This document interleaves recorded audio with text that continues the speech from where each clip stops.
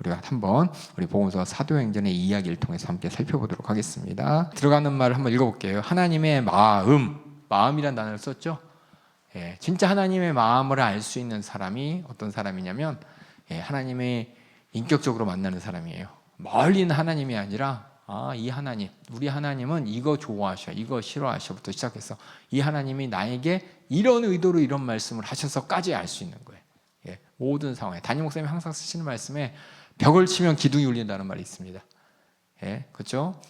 항상 이제 왜 저라? 라고 누굴 바라볼 때 그 사람만 바라보고 얘기하는 것이 아니라 혹시 다른 사람이 있나 다 들으라고 심정으로 말씀하셨다고 했어요. 이처럼 우리가 각 하나님의 말씀을 들을 때 그대로 듣지 마시고 의도를 하시고 그 말씀이 다른 사람에게는 어떤 영향력을 가지고 말씀을 하시는지까지 우리가 알아봐야 됩니다. 이렇게 하나님의 마음과 더불어서 하나님께서 우리의 사정에 대해서 잘 설명해 주십니다. 그래서 우리가 어떤 사정이길래 이런 말씀을 드려야 되는지 그것도 직접 얘기하지 않지만 그 성경에 안에 있는 하나님의 심정을 통해 발견할 수가 있습니다. 우리 사정을 이해하는데 유익하도록 성경 말씀을 주셨습니다. 다시 말해 성경 말씀은 우리가 대본이 아니에요. 무조건 외워야 되는 주기율표나 또 주구단이나 그렇죠? 어떤 무조건 외워야 되는 사항이 아니라 성경 말씀은 뭐냐면 그 말씀 안에 하나님이 우리 모두가 하나님을 만나 하나님이 어떤 하나님인지 알고 하나님 앞에 내가 어떻게 나가야 되는지 어떤 모습인지를 가르쳐주는 글입니다. 특별히 여러분이 구약에 보면 이제 창세기, 창조, 타락, 노아홍수, 바벨탑에서 창세기 1장부터 11장까지 이야기가 있어요. 그렇죠? 인류의 우리 근원에 대한 이야기, 창조의 이야기, 또 마귀에게 속아서 시험된 이야기, 타락한 이야기, 노아홍수의 이야기, 그 뒤에 바벨탑의 이야기. 이것을 그냥 보면은 옛날에 그런 일이 있었대 라지만 성경 전체의 차원을 통해서 하나님이 그 얘기를 왜 하셨냐면 나머지 성경을 설명하기 위해서입니다. 다시 말해서 우리 인류 가운데 하나님 앞에 우리가 왜 망하게 됐는지, 하나님 앞에 우리가 어떤 모습인지, 그래서 하나님은 어떤 상황 가운데 이스라엘 백성을 부르시고 그래서 왜 예수 그리스도를 보내셔야만 했는지가 창세기 1장부터 11장까지 이 네 가지 큰 이야기를 통해서 우리에게 얘기해 주는데 대부분 세상 사람들이나 성경을 하나님의 목소리와 하나님의 심정과 하나님의 의도대로 읽지 않는 사람은 왜 공룡 어딨어? 공룡 그 얘기하는 거예요. 아니 공룡 어딨어? 공룡. 하나님이 우리에게 죄에 대해서 구원에 대해서 얘기하는데 공룡은 필요 없어요. 하나님 우리를 죄에서 저주의 사망에서 구원하시는 게 성경을 주신 목적이고 예수를 보내신 목적인 것이지 그거 진짜 하나님의 마음이지 우리 모든 인류가 야 공룡이 있었는지 알아? 어디에 없어? 왜 멸망됐는지 알아? 과학자들이 얘기한 것처럼 소행성이 충돌했다, 화산이 폭발했다 여러 가지 그게 중요한 게 아니라 성경의 목적은 하나님께서 우리가 영혼이라는 걸 가르쳐 주시고 죄가 있다는 것을 가르쳐 주시고 죄의 문제 우리가 해결할 수 없다는 것을 가르쳐 주십니다. 그 죄에 대한 영향력과 결과가 어떤 우리 인류사의 모든 사람들이 어떻게 되었는지 그것을 가르쳐 주는 게 창세기 1장부터 11장 말씀인데 이렇게 믿음의 눈으로 안 보는 사람들은 아니 어떻게 아담이 갑자기 하와랑 있고 나머지 사람 거기 네피림 있던데 네피림 사람의 딸도 있고 하나님의 아들도 있고 이게 뭐야 라면서 그거에 막 꽂히는 거예요. 그거는 우리가 몰라도 몰라도 예수 믿는데 전혀 지장이 없습니다. 하나님께서 성경을 쓰인 의도대로 읽어야 돼요. 의도대로. 그것을 얘기해도 우리는 몰라요.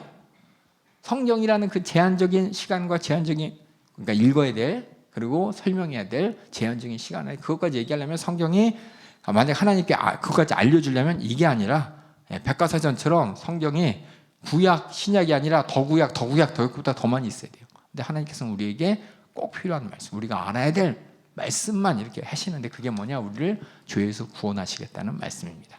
그래서 여러분들이 우리가 성경을 바라볼 때 하나님의 마음을 모르고 성경을 주신 하나님의 뜻과 성경을 통해 내가 알아야 될 지식을 모르면은 자꾸 이렇게 세상 사람들한테 물어보는 거예요. 아니 어떻게? 아니 노아홍수 때 물에 빠져서 다 죽고 그랬는데 그럼 다 우리 모든 사람들은 노아 이후로 물론 그랬죠. 노아 이후로 그렇죠. 세 형제, 세 며느리로부터 이게 쭉 얻은 민족인가라고 하는데 성경을 가만히 보면은 그 얘기를 왜 하셨나가 중요한 거지. 하나하나 따지자고 중요한 게 아닙니다.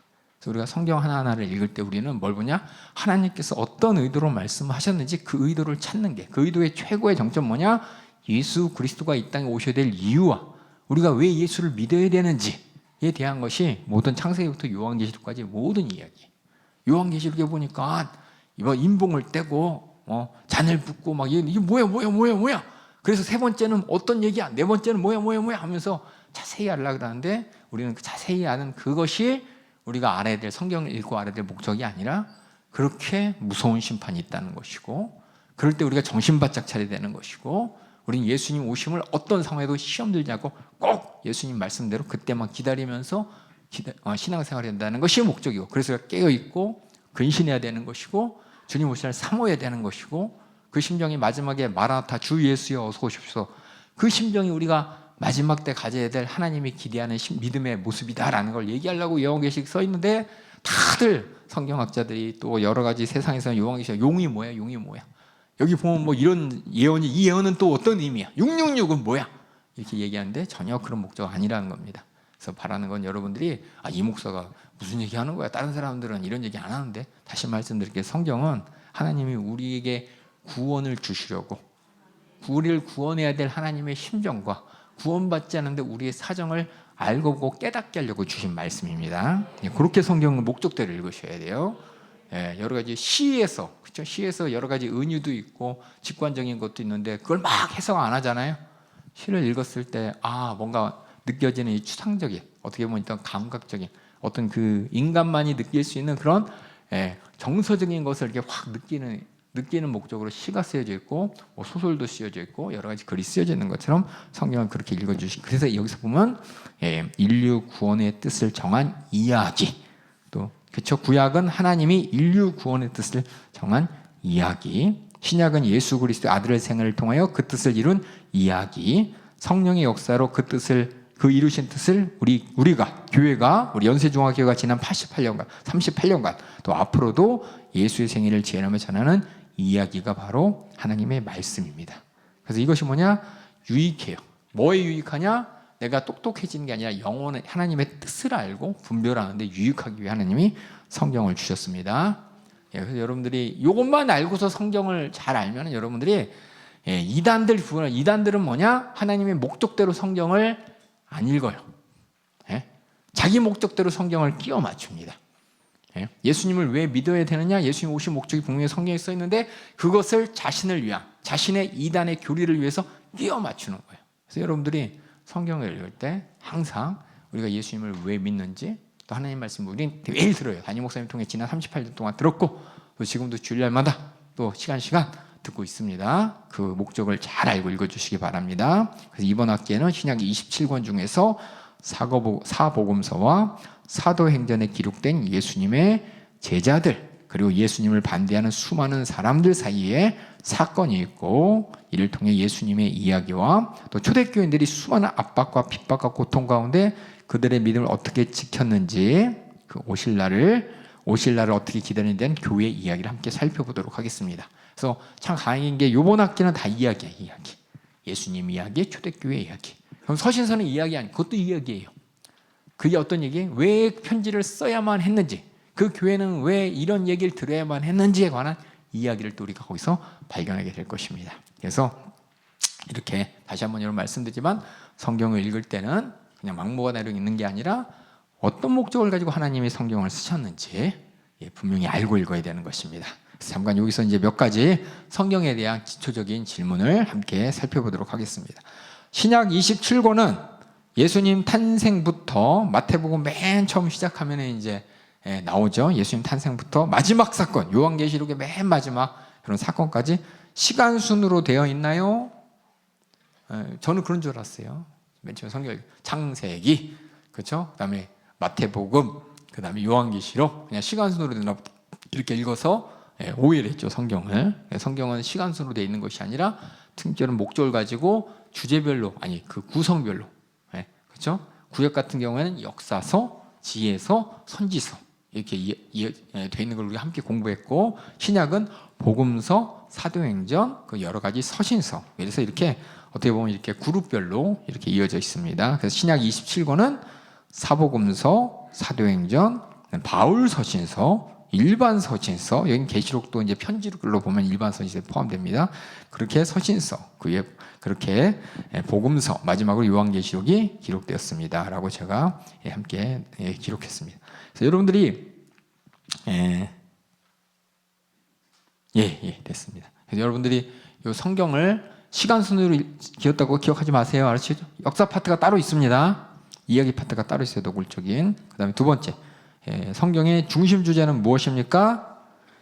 참 그래요. 그렇죠? 예수 그리스도가 성경의 중심입니다. 그러니까 그런가 보다가 아니라 여러분이 읽어보시면 확실해요.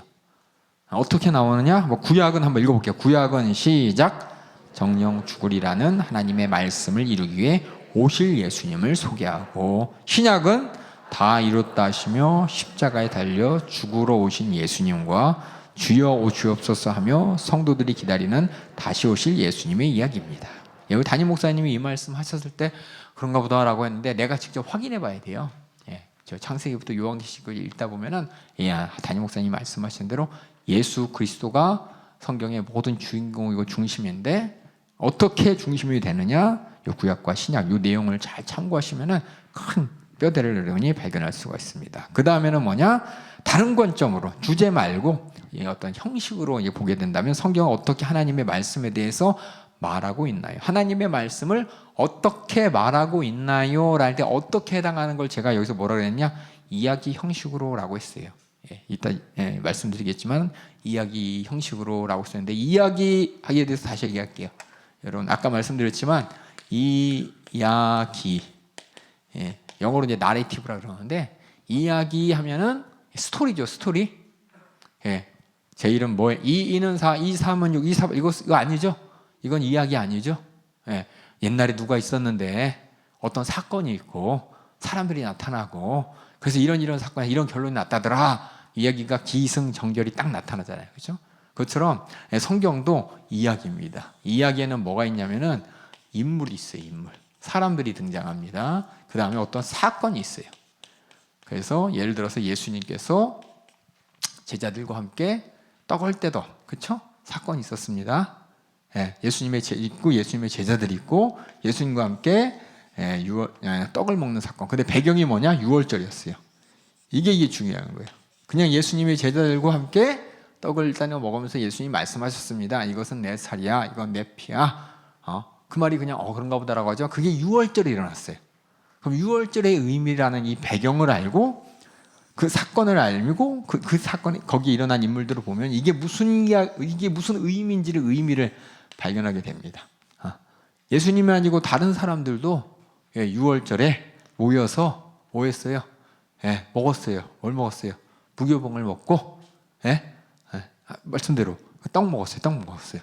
그게 무슨 상관이냐? 예수님이기 때문에 예수님 제자들 때문에 이게 의미가 있는 것이고 예수님과 예수님 제자들이 6월절에 가만히 있는 게 있었기만 해도 의미가 없어요. 떡을 뗐다는 데 의미가 있는 것이고 그게 6월절이라는 게 의미가 있는 거예요. 그래서 이렇게 모든 의미, 이야기 속에 의미가 확실해지는 것은 인물, 사건, 배경을 다 알아야 됩니다. 그래서 이게 여러분 잘 다시피 국어 시간에 배웠죠? 소설의 삼요서, 희곡의 삼요서 해갖고 여러 가지 배웠습니다. 거기 보면 다 이렇게 인물들이 어떤 사건을 어떤 배경 가운데 이루어졌냐 이게 중요한 것처럼 구약과 신약을 이야기로 보셔야 돼요. 어떤 상황인지 항상 인식하고 읽으셔야 되는 것이고 누가 왜 누구의 이기고 어떤 사건인지 그 모든 것을 이야기로 보기 때문에 제가 그 이야기란 말을 강조하고 싶어서 밑에 어떻게 성경을 하나님 말씀을 이해됩니까? 라는 거랑 똑같습니다. 그래서 구약은 하나님이 인류 구원의 뜻을 정한 이야기, 등장인물은 이스라엘 백성이 있고 그렇죠? 사건은 그들의 역사가 있고 배경은 팔레스타인이라는 지역에 예수님 오시기 전이라는 시대가 있는 이런 이야기고 신약은 예수 그리스도가 아들의 생애를 통해 그 뜻을 이룬 이야기. 어디서? 배경은 뭐냐? 이스라엘 백성들이 있는 예루살렘과 팔레스타인 지역에서 누가 예수님과 그 당시에 하나님을 섬긴다는 바리새인, 서기관들, 또 제사장들, 또 수많은 유대인들과 함께 예수님이 병도 고치시고 그렇죠? 논쟁도 하시고 십자가 매달려 죽으신 그 모든 이야기를 통해서 하나님의 뜻이 무엇인지 하나님 말씀하고 계시고 마지막으로 예수님께서 약속하신 대로 언제 예수님이 부활 승천하신 이후에 그죠? 어디서 예루살렘과 유대와 사마리아 땅끝에서 어떤 사건이 나타났냐? 성령의 역사가 나타났다. 그게 어떤 의미냐? 바로 예수의 생애를 전하면서 복음이 전해지는 예수님의 명령이 이루어지는 이야기라고 하면서 이렇게 이야기란 말을 쭉 썼습니다. 그래서 우리가 하나님의 말씀을 이해하려면은 이야기를 잘, 그 인물이, 사건이 어떤 배경인지를 잘 아시면서 읽었을 때 뭐냐? 그 밑에 썼죠. 왜 이야기 구조로 썼냐? 이걸 통해서 우리가 이해가 돼요. 공감을 할 수가 있어요. 감동을 받을 수가 있어요. 아, 그랬구나라고 설명은 됩니다. 그래서 인격적인 의사소통을 위해서 이렇게 이야기로 하나님은 우리에게 말씀하고 계십니다. 예? 그래서 이야기를 통해서 그러니까 말씀이 그냥 제1은 제2는 제3은 11조 10계명 딱 내놓고 자 지켜! 그게 이야기가 아니에요. 왜 10계명을 주셨냐예요. 10계명을 주신 목적과 의도와 뜻이 무엇이냐는 10계명을 통해서 우리가 아는 게 아니라 10계명을 누가 누구에게 언제 왜 어떤 상황에서 주었냐. 이스라엘 백성들을 출애굽시킨 다음에 그렇죠? 시내 산에서 누가 모세가 그렇죠? 하나님의 말씀대로 그들이 하나님의 백성이 되기 위해 하나님의 뜻이 무엇인지를 가르쳐 준 게 10계명입니다. 하나님이 좋아하고 싫어하는, 다시 말해서 거룩한 하나님이 인정하지 않는 죄가 무엇인지를 죄가 뭔지 모르는 이스라엘 백성들에게 자세하게 기초부터 가르쳐 주는 게 10계명이에요. 그 의도는 뭐였냐? 의도를 몰랐죠. 분명히 그 모든 이야기를 보면 의도가 나와요. 뭐냐? 종된 백성들이 그렇죠? 이스라엘 백성들이 종으로 살다가 어디서? 애굽에서 그렇죠? 애굽의 법 아래서 그들의 이방신 밑에서 살다가 그들이 하나님의 백성이 되기 위해서는 죄가 뭔지 알아야죠. 그리고 하나님께서 10계명을 가르쳐 준 다음에 하나님께서 가르쳐 준 그 다음에 말씀이 뭐냐면 제사를 가르쳐 주시죠. 죄를 찾아서 죄를 해결하라. 그 다음 뭐예요? 내가 거룩하니 너희도 거룩하라. 이게 이제 10계명을 주신 이야기. 근데 사람들은 이스라엘 백성들 어떻게 해서 거룩하다 뭐 상관없어요. 뭐지? 제사도 상관없어요. 지키냐 안 지키냐 이것만 보면서 나는 지킬 수 있다고 착각하는 거예요. 이야기를 보면은 10계명을 주시고 너 지킬 수 있지? 끝일 텐데 너 지킬 수 없기 때문에 내가 죄를 해결하는 방법인 제사를 가르쳐 주는 거야 라는 이야기예요.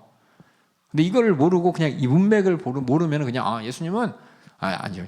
모세를 통해서 하나님은 율법을 가르쳐 주시고 제사를 가르쳐 줬어. 끝. 근데 그 안에 이야기는 우리는 분명히 죄를 하나님 말씀대로 살 수 없는 죄인이라는 것이고 우리 죄를 해결하기 위해서는 제사가 분명히 필요한 것이고 이것이 큰 이야기를 통해서 보면은 그래서 우리는 예수님을 보면서 예수님이 바라보면서 우리가 죄를 찾는 것이고 짐승의 피가 해결할 수 없는 것을 하나님께서는 제사의 법칙대로 예수님을 대속물로 죽이면서 우리 죄를 다 해결해 주신 것이라고.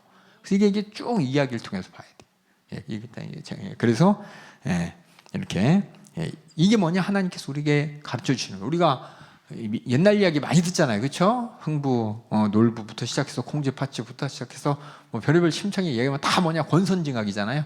대놓고 나쁜 사람은 망한다가 아니라, 그렇죠? 흥부 얘기, 놀부 얘기, 콩쥐 얘기, 팥쥐 얘기, 옛날 얘기 이렇게 들어보면서 야 착하게 살아야 돼라는 걸 이제 이야기를 통해서 이해하는 것처럼 성경도 마찬가지로 하나님께서는 이야기를 통해서 하나님의 뜻이 무엇인지, 하나님은 우리한테 어떤 하나님인지, 하나님 앞에 우리는 어떤 모습인지, 하나님이 원하는 모습이 우리가 어떻게 살아야 되는지를 대놓고 얘기하지 않더라도 우리가 그 이야기를 통해서 이해할 수가 있는 것입니다.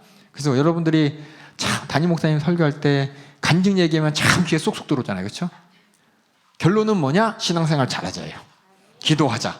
근데 간증을 통해서 간증 저렇게 어떤 담임 목사님의 과거의 사건들, 다른 사람의 사건들 보면서 야 기도해야겠네, 또 예배 잘 드려야겠네, 신앙생활 잘해야겠네, 이런 결론이 나오는 것처럼 성경도 그렇게 돼 있다는 걸 여러분 확인했습니다. 그리고 또 하나 여러분에게 하나 알아야 될 것은 그냥 단순한 이야기 하나만 아는 것이 아니라 이야기의 이 차원도 여러분이 알아야 돼요. 여기 안 써 있는데 여러분이 좀 알았으면 좋겠다 싶어서 얘기합니다. 이야기의 차원을 여러 가지, 제가 이제 유튜브 보면 거기 메인 화면에 나오는 이야기예요. 그냥 단순히 그냥 이야기만 보는 게 아니라 예를 들어서 우리가 아담 얘기 볼게요. 아담, 그렇죠? 하나님께서 아담하고 나눈 이야기가 있어요. 그렇죠? 하나님과 아담하고 만들어서 이제 생육하고 번성회로부터 시작해서 동산 중앙에 있는 선악과 빼고 네가 다 먹어도 돼, 먹으면 정령 죽어, 이런 얘기가 있죠. 이 이야기를 가만히 보셔요. 근데 이 이야기가 어디에 기록됐냐? 창세기 기록됐습니다. 그렇죠? 창세기는 죄송해요. 창세기는 누가 누구한테 하는 글입니까? 여러 번 얘기했어요, 제가. 누구냐? 모세가, 그렇죠? 누구에게? 이스라엘 백성들에게, 그렇죠? 이스라엘. 그들은 하나님이 누군지 몰라요. 막연하게 우리 조상이 하나님이었어, 그것만 알아요. 그런 이스라엘 백성들에게 이 얘기를 해주는 거예요. 아까 여기서는 정령 죽으리라 이 얘기를 했다면은 지금 여기는 뭐냐? 모세가 이스라엘 백성들에게 요 이야기를 해주는 거예요. 그리고 더 자세히 보면은 이러한 우리에게 주신 성경이 있죠. 성경.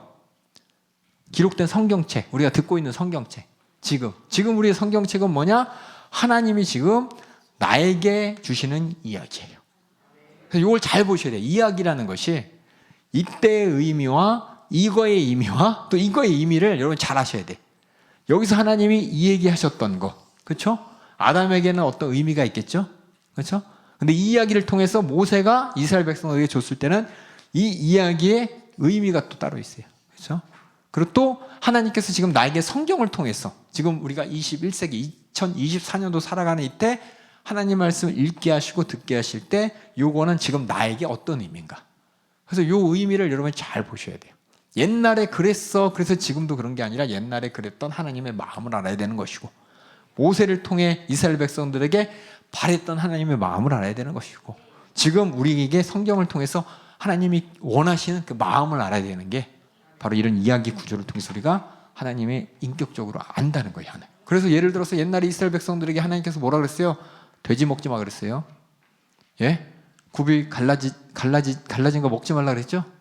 굽 갈라진 게 돼지예요. 그렇죠? 소는 소양은 안 갈라졌잖아요. 그렇죠? 예, 굽 갈라진 거 먹지 마라고 했는데 그 당시에 그들이 들었던 하나님의 목소리와 지금 우리가 듣는 하나님의 목소리의 의미는 똑같나요? 돼지고기 안 드시는 분 손 들어보세요.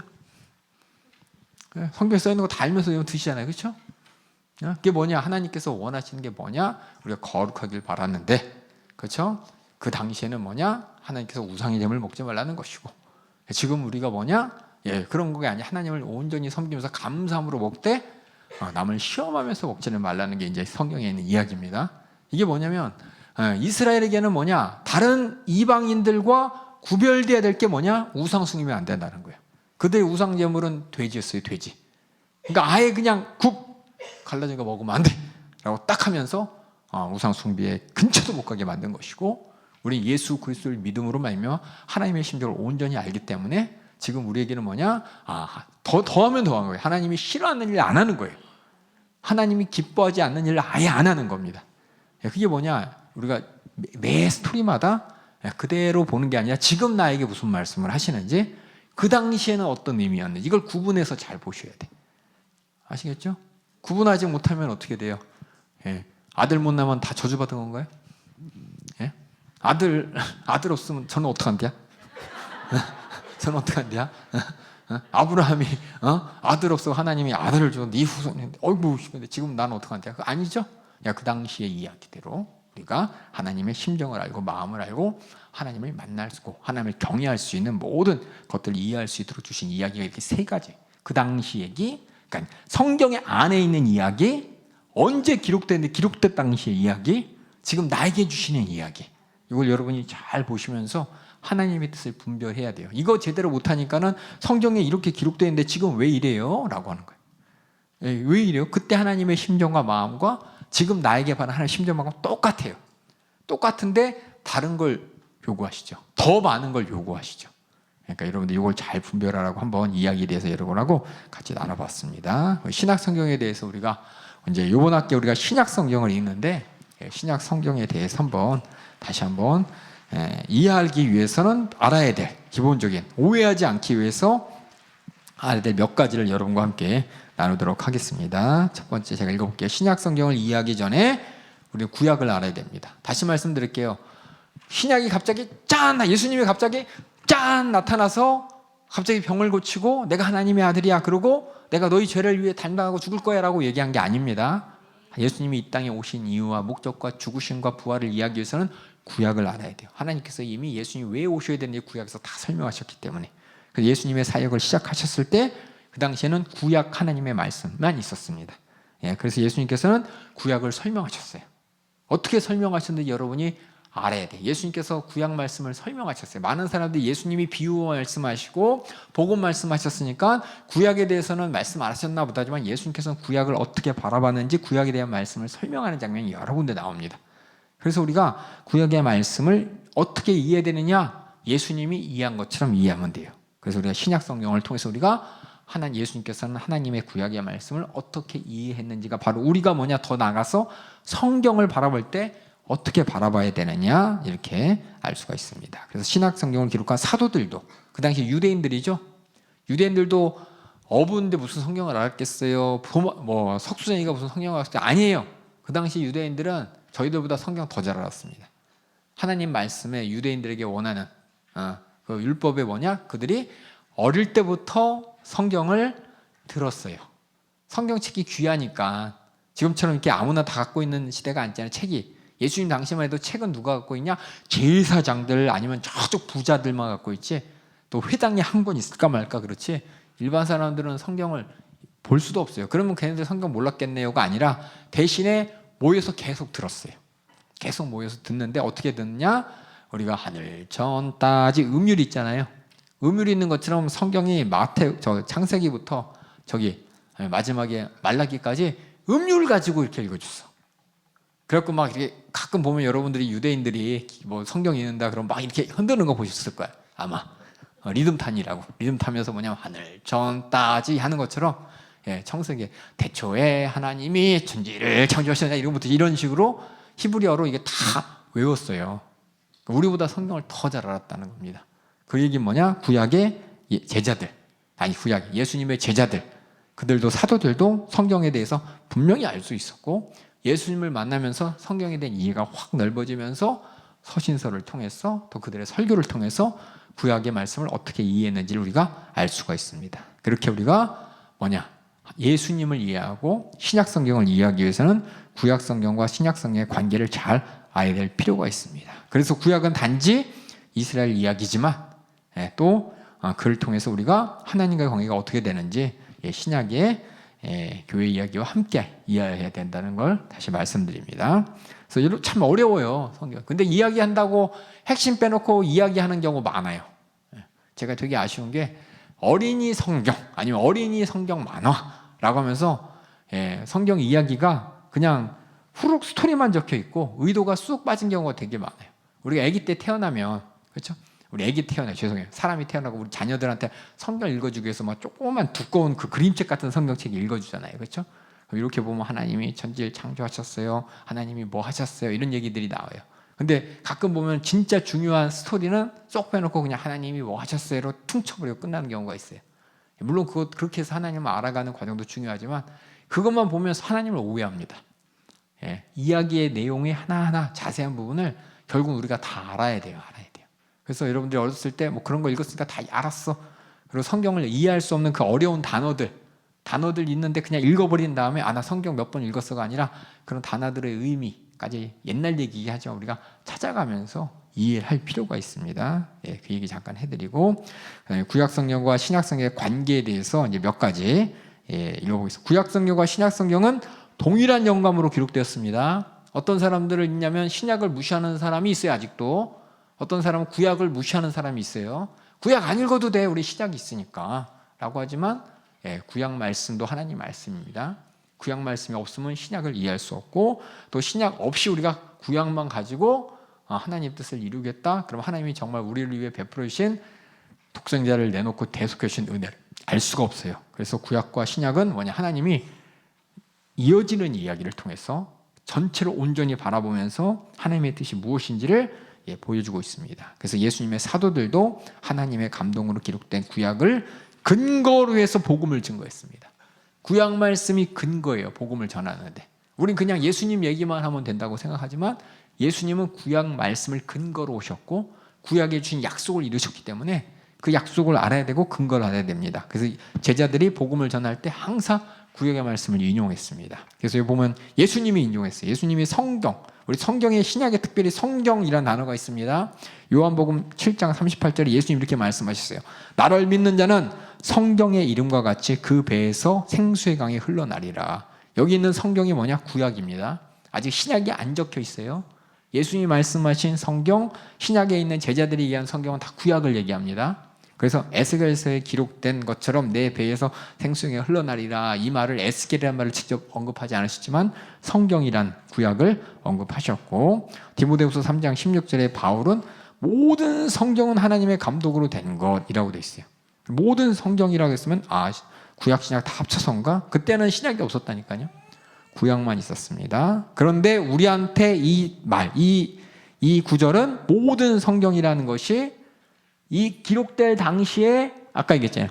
기록된 당시에는 모든 성경, 이것은 바울이 누구한테? 디모데에게 한 얘기죠. 그때는 구약이었어요. 하지만 이 얘기를 우리가 알았을 때 우리에게 주시는 모든 성경을 우리가 어떻게 이해되냐? 확장해서 신약까지도 이해해야 되는 겁니다. 그 얘기 하려고 그랬어요. 그 얘기. 그래서 여기서는 그 성경 안에서 바울의 의도는 모든 구약의 말씀은 하나님의 감동으로 된 것이다 라고 하지만, 하나님이 이것을 우리에게 주셨죠. 주셨을 때 우리가 읽었을 때 이 성경은 구약과 신약으로 다 함께 이해되는 겁니다. 그 다음에 베드로 후서에서 베드로는 이렇게 얘기합니다. 예언은 하면서 오직 성령의 감동하심을 입은 사람들이 하나님께 받아 말한 것이다 라고 하면서, 이 예언은 뭐냐면 선지서를 얘기합니다. 선지서를.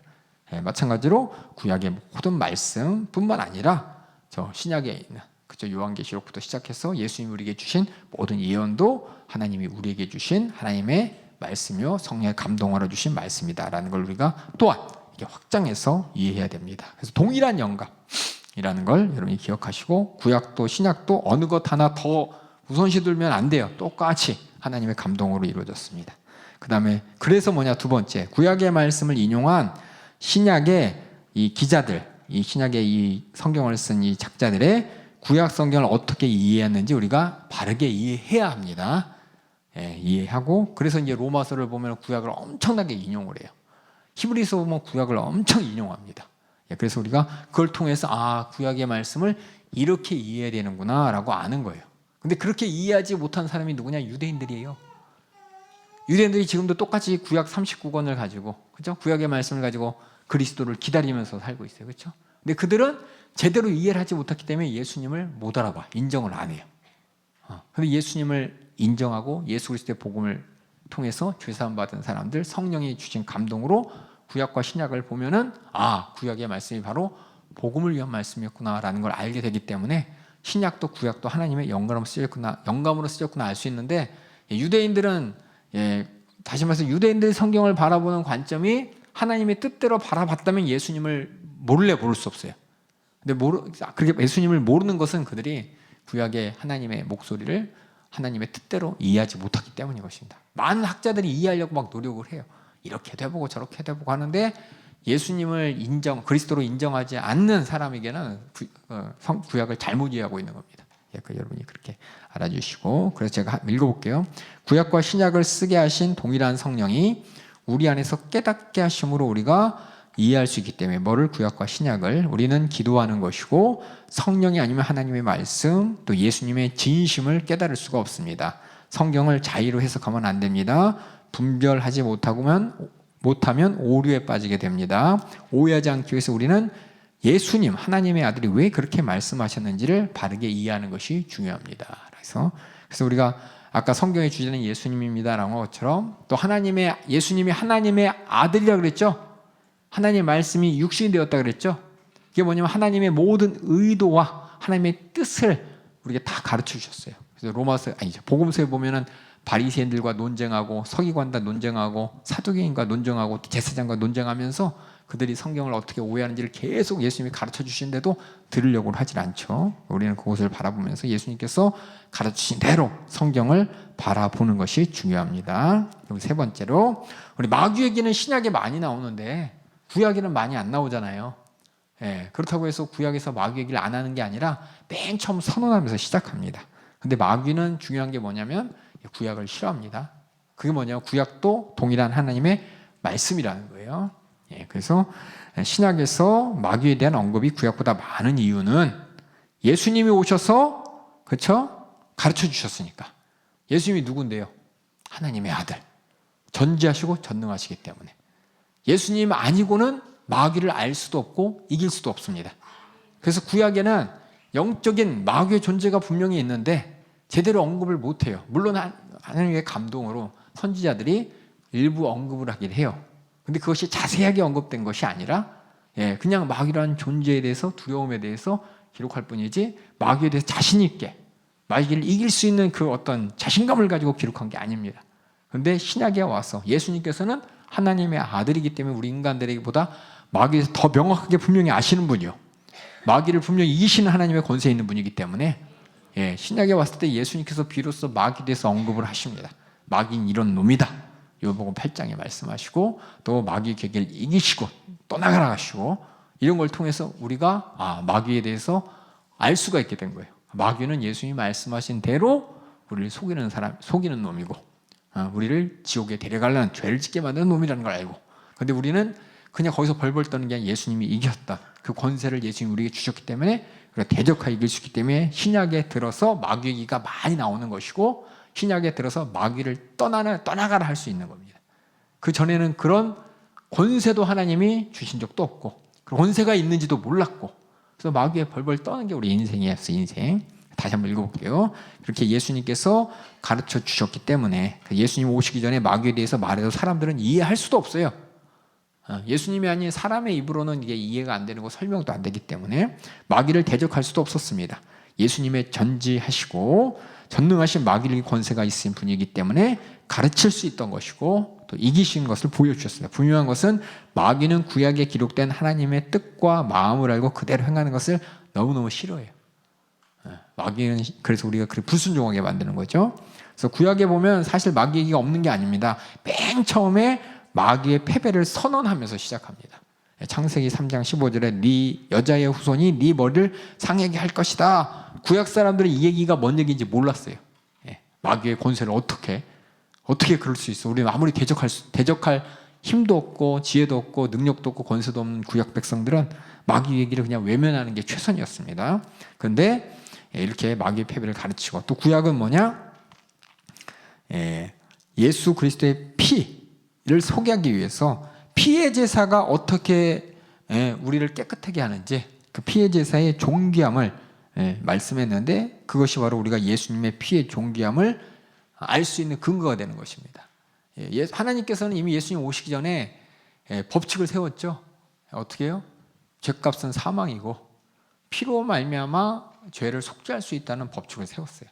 그 피는 뭐냐면 사망입니다. 사망. 죄값이 치러지는, 짐승이 죽어가면서 네 죄를 속죄받을 수 있다. 그런데 온전한 속죄가 안 되니까는 온전한 속죄를 이루실 하나님의 아들이라는 죄 없으신 분이 오셔서 속죄 피를 흘리실 것을 미리 구약의 이 속죄의 제사를 통해서 가르쳐 주셔서, 우리는 그냥 속죄의 제사를 통해서 그냥 죄 어떻게 그냥 의식적으로 없애나 보다라고 하지만, 하나님이 원하는 건 우리가 죄를 짓게 만드는 마귀 괴계에서 완전히 벗어나기 위해서 죄를 해결받고 예수의 이름으로 그 속죄 피의 권세로 우리가 마귀와 대적하기를 하나님이 원하셨기 때문에 미리 구약에 그렇게 말씀하신 거예요. 미리 구약에 이렇게 설계도를 그려놓으셨어요. 우리 모든 인간들이 알아볼 수 있도록 설계도를 그려놓으신 것입니다. 그렇게 예수님도 구약의 말씀으로 마귀의 시험을 물리치셨죠. 그래서 구약이라는 그 안에 마귀 얘기가 없는 것 같지만 분명히 하나님은 마귀를 얘기하고 있고 마귀를 이길 피의 권세를 얘기하고 있고, 또 예수님도 그 말씀으로 마귀의 사단의 시험을 물리치셨습니다.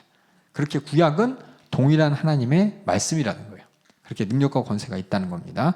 몰라서, 그 의도를 몰라서 유대인들은 그 구약의 말씀을 가지고 마귀를 분발하지도 못하고 대적하지도 못하지만 예수님이 오셔서 가르쳐 주셨기 때문에 구약의 진짜 의도와 그 구약 말씀의 힘과 능력을 우리가 알게 된 겁니다. 그래서 우리 예수 믿는 사람들은 구약을 읽어도 유대인들하고 다르게 읽어요. 유대인들은 참 성경을 많이 읽고 좋겠다, 많이 읽고 외울지라도 그 안에 있는 하나님의 심정과 의도대로 읽지를 못하고 있어요. 근데 우리는 예수님을 통해서 의도가 뭔지를 발견했어요. 우리 죄의 문제를 발견케 하시고 죄를 짓게 만드는 마귀의 괴계를 이기심으로 우리에게 승리를 주실 구약의 그 능력의 말씀 우리가 경험하게 된 것입니다. 그 다음에 구약 성경 속에는 신약 성경이 감춰져 있으며 신약 성경은 구약을 똑같은 얘기입니다.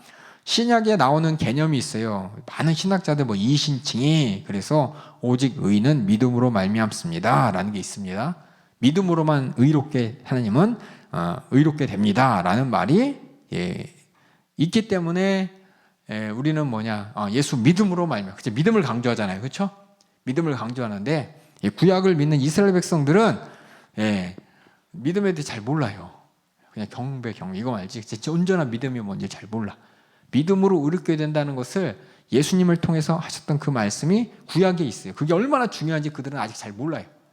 근데 분명히 구약에 있다는 겁니다. 그래서 밑에 보면 로마서 4장 3절 제가 각주에 이렇게 적어놓은 거 보면은 성경이 무엇을 말하느뇨? 아브라함이 하나님을 믿음에 이것이 저에게 의롭게 여기신 바 되었느니라처럼 오직 의는 믿음으로 살리라. 어디 성경에 써 있냐? 창세기 15장 6장에 써 있는 것처럼 하고 믿음으로 의롭게 된다는 것이 어느 날 예수님이 오셔서 제자들이 갑자기 가르쳐 준 것이 아니라 원래 하나님이 세우신 의롭게 되는 방법이었습니다. 그 다음에 밑에 666 짐승의 표 있잖아요.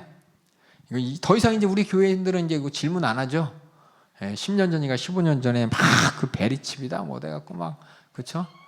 뭐 신천지다에 한바탕 들어갈 때 666 뭐냐 바코드냐 담임 목사님도 여러 번 설명하시고 또 여러 사람들이 혼돈하는데 성경을 모르면 이렇게 혼란스러워요. 성경에 있는 이 666 표는 갑자기 뿅 하고 나타나서 요한계시록에 짐승의 표다. 그거 받으면 다 멸망당한다. 하나님의 심판을 벗어날 수 없다. 마귀에 속하게 된다. 라고 되어 있는 이야기가 어느 날 갑자기 나온 얘기가 아니라 배경을 읽어보면 다 하나님이 말씀하셨던 거를 구약을 바탕으로 이해할 수가 있습니다. 구약 한번 읽어볼게요. 우리 계시록 13장 16절 밑에 보면 이렇게 써 있어요. 저가 모든 자, 이 저가는 악한 자입니다. 악한 자가 모든 자, 곧 작은 자나 큰 자나 부자나 빈궁한 자나 자유한 자나 종들로 그 오른손이나 이마에 표를 받게 하고. 그래서 무서워. 이거는 한번 받으면 이제 어떻게 벗어날 길이 없는 무서운 이 심판의 표. 그 숫자가 666이다. 오, 뭐야? 그래서 바코드냐, 뭐 베리칩이냐, 그럴 얘기가 있는데 어디에다가 이것을 받게 하냐면 오른손과 이마입니다. 근데 성경에 보면 오른손과 이마가 나와요. 신명기 6장 8절에 보면은 하나님께서 율법으로 정하셨어. 뭐라고? 너는 또 그것이 뭐냐면 하나님의 말씀이에요. 말씀을 내 손목에 메어 기호를 삼으며 내 미간에 붙여 표를 삼고. 손목이 여기 오른손 여기, 미간은 여기 이마.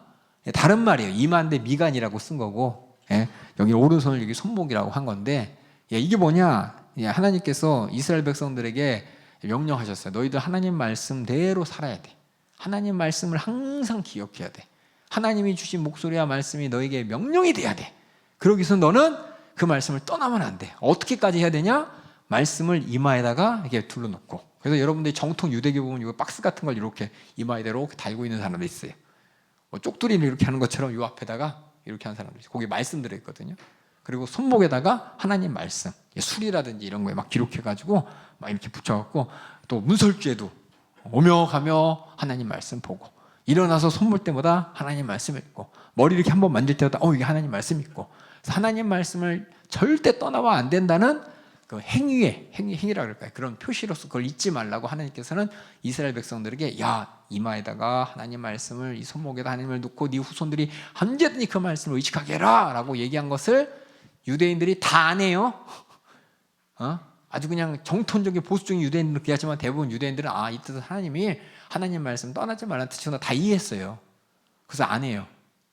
근데 저 계시록에 보면 악한 마귀는 그렇게 짐승의 표를 논다. 이 얘기 뭐냐면 하나님 말씀에 붙들려야 될 우리를 그렇죠? 어디에 붙들리게? 세상 생각과 마귀의 생각에 붙들리게 해가지고 도저히 하나님 말씀으로 돌이키지 못하게 완전 우리의 생각을 장악하고 우리 행동을 장악할 것이다 라는 게 666의 의미입니다. 이해가시죠? 그래서 구약의 말씀을 뭔 뜻이지? 신약을 보면은 신약의 말씀을 보면서 이게 갑자기 생뚱맞게 이게 뭔 얘기야 라고 하지만 구약의 말씀을 통해 다 이해할 수가 있는 겁니다. 그래서 이렇게 두 가지 예를 통해서 구약 성경에, 그러니까 신약에 참 이해 안 되는 것들 구약에 다 있다는 거예요. 구약에 이해 안 되는 그 말씀 신약에 이미 다 표현했다는 겁니다.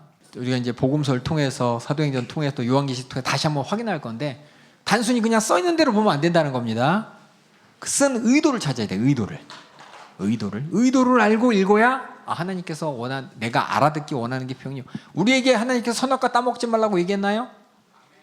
안 했잖아요. 선악과 없잖아요 지금. 그렇죠?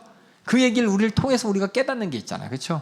하나님은 우리에게 말씀하실 때 억압해서는 말씀한 게 아니라 먹을까 봐 걱정돼서 먹으면 절대 안 되기 때문에 먹지 말라는 명령을 통해서 정말 우리를 지켜주고 보호해주고 싶은 그 심정을 아담에게 얘기한 것을, 그렇죠? 예, 우리가 알잖아요. 그처럼 모세도 그런 똑같은 심정을 가지고 이스라엘 백성들에게 모세 오경을 이렇게 준 거잖아요.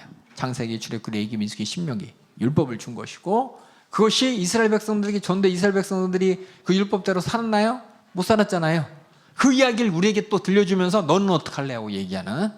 그래서 이게 참 여러 가지 차원에서 우리가 알아들어야 돼. 그러니까 성경이 나한테 어떻게 적용돼야 될지를 여러분들이 아는 게 뭐냐, 하나님이 이 얘기를 왜 하셨냐 이거죠. 제가 여러 번 얘기하잖아요. 뭐요?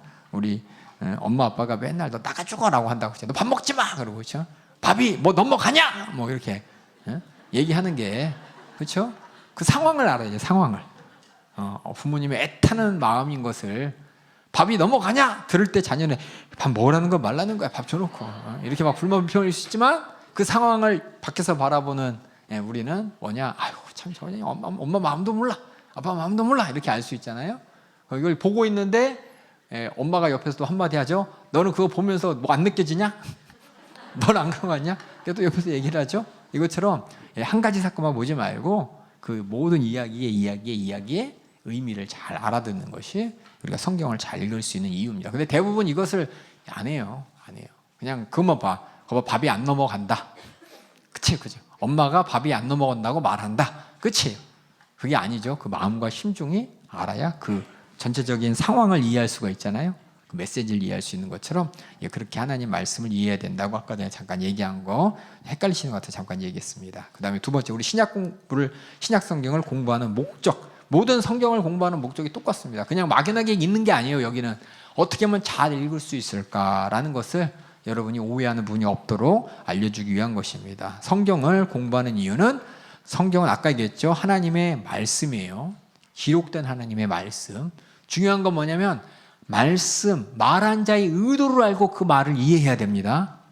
말한 자의 의도에 상관없이 그냥 자기 마음대로 이해해버리면 이단돼요. 이단들이 그런 것이고, 예전에 바리새인들 또 율법사들이 예수님한테 그래서 혼났어요. 혼난 게 아니라 지적당했죠. 그래서 성경은 뭐냐, 하나님 말씀인데 잘못 풀면, 다시 말해서 하나님의 의도대로 이해해야지, 의도대로 상관없이 써 있으니까 그대로 해라고 하면은 위험할 수가 있습니다. 우리 베드로후서 1장 20절하고 21절 한번 읽어주실래요? 한번 읽어주세요. 우리 먼저 알 것은 경의 모든 예언은 사사로이 풀 것이 아니니 예언은 언제든지 사람의 뜻으로 낸 것이 아니요 오직 성령의 감동하심을 입은 사람들이 하나님께 받아 말한 것임이니라. 하나님께 받아서 감동을 입은 사람들이 말한 것이기 때문에 사람의 소리로 들으면 안 됩니다. 그렇죠? 사람이 목사님이, 우리 항상 담임 목사님 이 말씀 하셨어, 이거 조심하셔야 돼요. 담임 목사님 하신 말씀도 있지만 하나님이 담임 목사님 입을 통해서 하신 말씀도 있습니다. 그렇죠? 담임 목사님이 뭐 2년아 얘기했다고 해봐요. 그 말씀을. 그럼 어떻게? 그건 담임 목사님이 하신 얘기예요. 근데 그 상황을 보면은 하나님께서 우리에게 주시는 말씀입니다. 이걸 사사로이 풀면서 거봐 담임 목사님 욕하니까 우리도 해도 돼. 그러면서 그냥 아무나 보고 2년아 전년아 하면 안 되는 겁니다. 제가 한 가지 예를 들었는데, 이처럼 우리는 하나님의 감동으로 된 그 말씀을 잘 알아들어야 돼요. 잘 알아야 돼요. 담임 목사님 어떤 사람이 이렇게 하니까 혼냈어요. 근데 많은 사람이 똑같이 혼내. 이거 왜 그랬어? 그래서 그쵸, 예배 시간 한번 이렇게 졸면은 깨라고 막 담임 목사님께 재밌게 얘기를 해요. 집에 가서 자. 왜 여기서 누워 있어? 뭐 이렇게 해요. 예배 끝나면 다 와가지고 왜 여기서 잤어? 집에 가서 누워지지. 막 이런 분들이 있어. 뭐 그냥 같이 그냥 재밌는 얘기를 하겠는지 모르겠지만은 담임 목사님 한 얘기면 그 얘기로 끝나야 되고, 그를 통해 하나님께서 우리 모두에게 졸지 말고 말씀 드리는 얘기보다 그렇게도 알아들어야 되는데, 꼭 끝나고 가서 이렇게 한마디 하시는 분 있죠. 왜 졸아? 그러면서 가뜩이나 창피하고 막 이런 데 와서 콕 찔러가면서, 우리는 그러면 안 돼요. 하나님의 뜻대로 들어야 되는 겁니다. 그렇게 사사로이 풀면 안 되고 하나님의 뜻대로 바로 알아들어야 되는 것이고, 만약 그렇게 되면 죄라 그랬어요. 죄라. 그리고 계시록 22장 18절 19절에는 사사로이 풀다가 막 더하고 빼고 합니다. 우리 계시록 22장 18절 19절 읽어주세요. 내가 이 책의 예언의 말씀을 듣는 각인에게 증거하노니 만일 누구든지 이것들 외에 더하면 하나님이 이 책에 기록된 재앙들을 그에게 더하실 터이요 만일 누구든지 이 책의 예언의 말씀에서 제하여 버리면 하나님이 이 책에 기록된 생명나무와 및 거룩한 성의 참회함을 제하여 버리시리라. 예, 제하고 더하고 이것도 이단이 되는 거예요. 이단이 하나님 말씀 오해하고 하는 거예요. 지금 이 세상에서 제일 오해하는 게 뭐냐면 하나님의 말씀을 빼죠. 저도 그 담임 목사님 말씀하지만 사랑이라는 말에 더해야 될 게 많은데 사랑하고 빼버려. 사랑이라는 단어만 툭 던져요. 예수님의 사랑 끝나버려요. 근데 그 사랑이 어떤 사랑인지 동성애자들이 다 빼버리고 자기 마음대로 집어넣어가지고 예수님도 제자들 사랑했잖아. 우리도 남자끼리 서로 사랑하는데 이게 무슨 죄야. 사랑은 하나님의 특성이라며. 그래서 우리가 사랑하는데 왜 죄야? 그러면서 동성애를 합리화시키는 말도 안 되는데 이게 뭐냐? 하나님 말씀을 더하고 빼는 거예요. 그 사랑이 어떤 사랑인지를 정확하게 설명을 안 해주니까 동성애자들이 얘기하는 얘기가 또 일반 사람들이 그러면서 그렇네. 사랑인데 예수님도 남자인데 제자들 사랑했고 보니까는 어떤 남자애는 예수님하고 밤에 같이 있다가 벌거벗고 도망간 놈도 있는데 왜 벌거벗었대? 뭔 짓 했대? 이렇게 상상의 나라를 펼치면서 더해요. 제대로 설명을 빼니까는 엉뚱한 게 더해지면서 동성애자들이 막 성경대로 자기들도 사랑한다고 말도 안 되는 걸 근거로 삼아서 하나님의 말씀을 하나님의 이름을 이렇게 욕보이는 것이 그래서 우리가 더하고 빼는 걸 조심하시. 더해야 될 게 뭐냐? 빼야 될 게 뭐야? 더 좋은 이해를 위해서 더할 수도 있죠. 하지만 그것은 그냥 자기 의식대로 더하고 이해 못하니까는 이건 잠깐 뺄 수도 있어요. 다음을 위해서. 근데 그걸 그냥 확실히 빼버려갖고 그냥 자기 마음대로 해석하는 이게 이게 조심하셔야 돼요. 그러지 않기 위해서 우리는 전제를 알아야 돼요. 성경 전체의 전제. 그 이야기를 주신 하나님의 의도와 목적을 잘 알아야 됩니다. 모르니까 엉뚱한 얘기하는 거예요. 그냥 구석구석 가지고. 그 다음에 두 번째, 성경 용어를 올바르게 이해하려고 우리가 잘 읽어야 됩니다. 불 좋은 거예요. 성령의 불. 성령과 불고 침례를 준다고 했어요. 예수님께서. 마지막 때 성령과 불로 침례를 준다. 좋은 것 같아요. 성령과 불로 침례를 준대요. 예수님의 말씀을 그냥 읽으면 좋은 거 아니야? 예수 믿고 막 뜨겁게 막 불 같은 성령 야 좋은 거 아니야? 근데 문맥을 보면 그게 뭐냐? 성령 침례, 불 침례를 따로 얘기하는 겁니다. 그래서 알곡은 모아서 곳간에 꺼지지 않는 거예요. 쭉쟁이는 꺼지는 불에 넣는. 이 불 침례는 거기서 얘기하는 건 심판의 침례예요. 그래서 여러분들이 성경 문맥을 모르고 그냥 아무것도 그냥 듣기만 하면 불은 좋은 거잖아. 불 침례, 불 침례. 예수님이 말씀하신 불 침례, 예수님 불 침례 얘기한 적 한 번도 없어요. 좋은 거라고 얘기한 적 없어요. 성령과 불로 침례 준다고. 그 말은 뭐냐? 쭉정이는 꺼지지 않는 불에, 알곡은 하나님 천국에. 이게 바로 성령의 침례와 불 침례인데 자기 마음대로 해석하는 경우가 많아서 여러분들이 용어를 잘 이해해야 됩니다. 그냥 불이라고 다 성령과 불 하면 성령이 좋으니까 불도 좋은 거 뭔가 내 마음대로 의식적으로 막 의식의 흐름 따라서 이렇게 해석하시면 안 돼요. 그다음에 3번, 인간은 이성으로 하나님을 이해하는데 한계가 있습니다. 이성이라는 건 우리의 감각, 그렇죠? 감각으로. 그래서 우리는 인간의 지혜를 초월한 하나님의 진리를 감각 이상의 믿음으로 수용해야 돼요. 믿음으로 수용했을 때 진짜 진리가 되는 겁니다. 이성으로만 하면 이성이 설명하지 못하는 부분에 대해서는 하나님 말씀을 진리라고 우리 인간이 설명할 수가 없어요.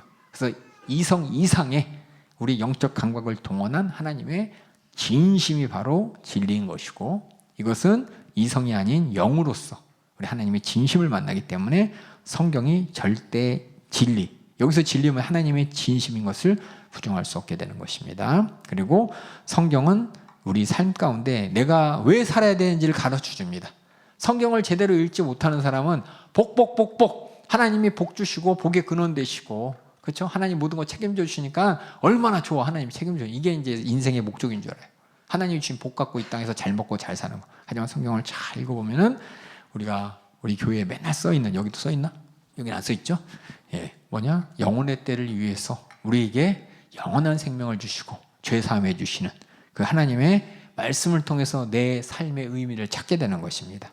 그래서 시편에서 얘기하는 성경은 인생의 등불이다, 안내자다. 그냥 성경대로 착하게 살면은 천국 가는 거다가 아니잖아요. 그렇죠? 성경을 잘 이해해야 됩니다. 진짜 의미를 우리는 성경을 통해 발견하는데 그냥 대충 발견하는 사람이 있어요. 대충 내가 좋아하는 구절. 하나님은 복의 근원이시다. 맞아. 여호와는 나의 목자시니 내게 부족함이 없으다. 맞아. 평안해. 위로 받아. 하나님이 그냥 내 편이시래. 그냥 막연하게 그런 정신 승리를 위한 인생의 의미, 인생의 문제를 해결해 주신 분이 아니라는 겁니다. 그래서 여러분들이 그러니까 대부분 이 말하면 뭐라고 할 분이 있을지 모르겠지만은 성경은 예수 그리스도를 통해서 우리에게 주시고자 하는 하나님의 뜻이 무엇인지를 분명히 알아야 되는데 세세 알아야 돼요. 사랑, 진리, 은혜 대충 알면 안 돼요. 그 내용을 알아야 돼요. 그 내용이 뭐냐? 복음의 중심 내용이고 이것은 죄사함인 것이고 또 영혼 구원인 것입니다. 근데 이걸 다 빼고 죄사함도 빼고 영혼 구원에서 영혼도 빼고 뭔가 구원인데 가난했어요. 구원, 그렇죠? 인간관계에 불행했어요. 구원, 그렇죠? 허무함했어요. 구원 이걸로 끝나버리는 거예요. 우리는 성경 그대로 바라볼 때 하나님께서 우리에게 주시는 축복을 알게 되고 또 삶의 의미를 발견하게 됩니다. 정확하게 세상에서는 인정 안 하죠? 절대. 왜냐하면 세상 권세자는 절대 온전하게 하나님 말씀 깨닫도록 그냥 내두지 않아요. 방해를 합니다. 이걸 잘 우리가 성경을 통해 또한 이 땅의 영적 세계의 흐름도 우리가 알 수가 있는 것입니다. 그렇게 우리가 다른 성경도 마찬가지지만 신약 성경을 통해서 우리는 하나님 말씀의 절대적인 권위를 깨달을 수가 있습니다. 아까 얘기했지만 예수님의 권세, 권위 그것을 그냥 예수님이 그랬나 보다가 아니라 그게 뭐냐? 하나님 말씀의 권위요, 권세인 것입니다. 예수님께서도 그 절대적인 권위에 대해서, 권세에 대해서 우리 가르쳐 주셨어요. 우리 요한복음 5장 우리 47절 한번 읽어주세요. 그래서 47절 여기 있는 글자 한번 읽어. 요한복음 5장 47절, 10장 35절 한번 쭉 읽어볼까요? 그러나 그의 글도 믿지 아니하거든 어찌 내 말을 믿겠느냐 하시니라. 성경은 패하지 못하나니 하나님의 말씀을 받은 사람들을 신이라 하셨거든. 또 저희를 진리로 거룩하게 하옵소서. 아버지의 말씀은 진리니이다. 하나님 말씀, 또 예수님 말씀이 하나님 말씀하고 똑같이 권세 있는 목소리라는 걸 계속해서 말씀 가르쳐 주셨어요. 그리고 마태복음 24장 35절도 예수님이 이 말씀 하셨어요. 읽어주세요. 천지는 없어지겠으나 내 말은 없어지지 아니하리라. 예수님이 하신 그 모든 말씀의 절대적인 권위. 근데 말씀이라고 해서 그냥 그대로 그냥 듣기만 하면 의도를 알아야 돼요. 의미를 알아야 돼 권세가 되는 겁니다. 그 다음에 성경을 잘 읽으면은 우리가 잘못된 선입관을 가졌다는 것을 알게 되고 그 선입관을 바꿔놓습니다. 아까 얘기했지만 구원, 그렇죠? 많은 사람들이 가난에서의 구원, 억압에서의 구원, 그래서 해방신학이라는 걸 만들었어요. 그래서 하나님의 뜻은 억압받는 모든 사람들이 자유한 것이다. 노예, 해방, 식민지, 해방하면서 성경을 그렇게 이용했어요. 성경을 그렇게 적용했어요. 근데 물론 해방해야죠. 근데 그 근원이 되는 게 뭐냐? 죄인데 죄에서의 해방이고 악한 마귀 권세의 해방이 가장 중요한 건데 그건 쏙 빼놓고 노예 해방됐으니 하나님의 뜻이 이루어졌다. 식민지 해방됐으니 하나님의 뜻이 이루어졌다. 그러면서 우리에게 줄 영원한 생명과 천국에 대한 사모함이 없다면 그건 잘못된 선입관을 가지고 성경을 읽은 것입니다. 그 때문에 성경을 통해서 그 해방, 구원이 어떤 구원이고 해방인지 그걸 우리가 내 상황에 따라서 그냥 내 마음대로 내가 갖고 있는 절대적인 기준을 가지고 해석하면 안 되는 것이고 하나님 성경 그대로 그래서 이렇게 성경을 잘 읽어야 잘못된 이런 선입관에서 우리가 벗어날 수가 있는 것입니다. 그렇죠? 그렇죠. 사기당하면 속상하죠. 그렇죠? 우리 집값 떨어지면 속상하고 그렇죠? 직장 딱 잘리면 속상하고 가만히 그 안에서 하나님의 뜻을 발견한다면 그것이 정말 저주인지 축복인지 바로 분별해야죠. 신앙생활을 잘 할 수 있는 기회가 되는 축복인지 아니면 하나님을 더 뜨겁게 만날 수 있는 기회가 되는 축복이 되는지 아니면 우리 집도가 몰랐다고 복권 당첨됐다고 야 축복받았다 그 때문에 예배자리에 떠나고 돈 쓸 걱정 덜 쓴 염려 그 계획자니라고 하나님 앞에 나가지 못하게 만든 그 저주가 되는 겁니다. 이렇게 선입관을 우리가 뭘 가져야 되냐 성경 통해서 우리가 잘못된 이런 선입관을 바꿀 수가 있습니다. 우리 사도행전 17장 26절 27절 한번 읽어주세요. 인류의 모든 족속을 한 혈통으로 만드사 온 땅에 거하게 하시고 저희의 연대를 정하시며 거주의 경계를 하나셨으니 이는 사람으로 하나님을 혹 더듬어 찾아 발견케 하려 하심이로되 그는 우리 각 사람에게서 멀리 떠나 계시지 아니하도다. 하나님의 뜻이 무엇이냐 이 땅에 수많은 인종이 있고 명종이 있는 것이 선입관을 갖고 되면 뭐예요? 막 이렇게 신분이 차이가 나고 그렇죠? 지역적으로 차이가 나고 선민의식이 생기고 그런데 그게 아니라는 그 모든 사건을 통해서 하나님은 오히려 하나님을 만날 수 있도록 하나님의 진리가 얼마나 그런 거에 상관없이 있는지 하나님이 항상 누구에게나 함께 있다는 걸 가르치신다는 것을 얘기합니다. 그 다음에 우리 하나님 말씀을 기준으로 해서 절대성을 확인할 때 비로소 잘못된 선입관에서 벗어날 수가 있습니다. 그래서 우리 성경을 그래서 공부하는 거예요. 그냥 읽고서 도전 성경 그죠 속에서 야 1등했다. 어떻게 저걸 맞췄냐? 그런 성경적 그런 단편적인 단어나 워드를 맞히는 게 아닙니다. 두 번째로 이제 성경의 유익이 뭐냐면 우리 삶의 회의를 가지게 하는 세상 기준을 초월하게 합니다. 제가 세상의 기준이 회의를 가지게 된다는 전제 조건을 썼습니다. 세상의 기준은 돈 벌어야 돼. 돈 많이 벌어도 아쉬워요. 권세 있어야 돼. 그래도 아쉬워요. 뭐 될 것 같지만 내가 지금 당장 없으니까 대단한 것 같지만 가지면 다 아쉬움이 되는 회의로 그러니까는 사람들이 이래도 저래도 아무 소용없구나라는 게 다 갖고 다 누린 솔로몬이 그렇게 얘기했다는 겁니다. 이처럼 세상의 기준은 결국은 후회만 나고 허무만 남습니다. 하지만 하나님의 말씀을 통해서 우리는 이 회의를 뛰어넘는 진짜 진리를 갖게 됩니다. 로마서 11장 33절 34절 한번 읽어볼까요? 깊도다 하나님의 지혜와 지식의 부요함이여 그의 판단은 측량치 못할 것이며 그의 길은 찾지 못할 것이로다. 누가 주의 마음을 알았느뇨 누가 그의 모사가 되었느뇨. 성경을 통해서 하나님을 정말 만나게 된다면 하나님이 내게 주신 은혜의 분량과 축복의 분량과 내 영혼의 사정이 분명 알게 된다면 이 세상의 삶이 나의 목적이 되었을 때 이 삶이 내게 주지 못하는 것들을 발견할 때 허무해요. 안 되나 보다 아무 소용없나 보다. 그런데 이 삶이 아니라 내게 줄 영원한 생명 이 땅에 내 육신의 때는 수단이잖아요. 영혼의 때를 위한 수단인데 이 수단 때문에 그냥 벌벌 떨면 이 사람 바보죠. 그렇죠? 돈을 왜 가져요? 돈을 돈 가지고 뭐 사 먹으려고 쓰려고 있잖아요. 근데 돈 자체가 목적이 된 사람은 아무리 가져도 쓰지 않고 아무리 가져도 이게 행복을 주지 못합니다. 써야죠.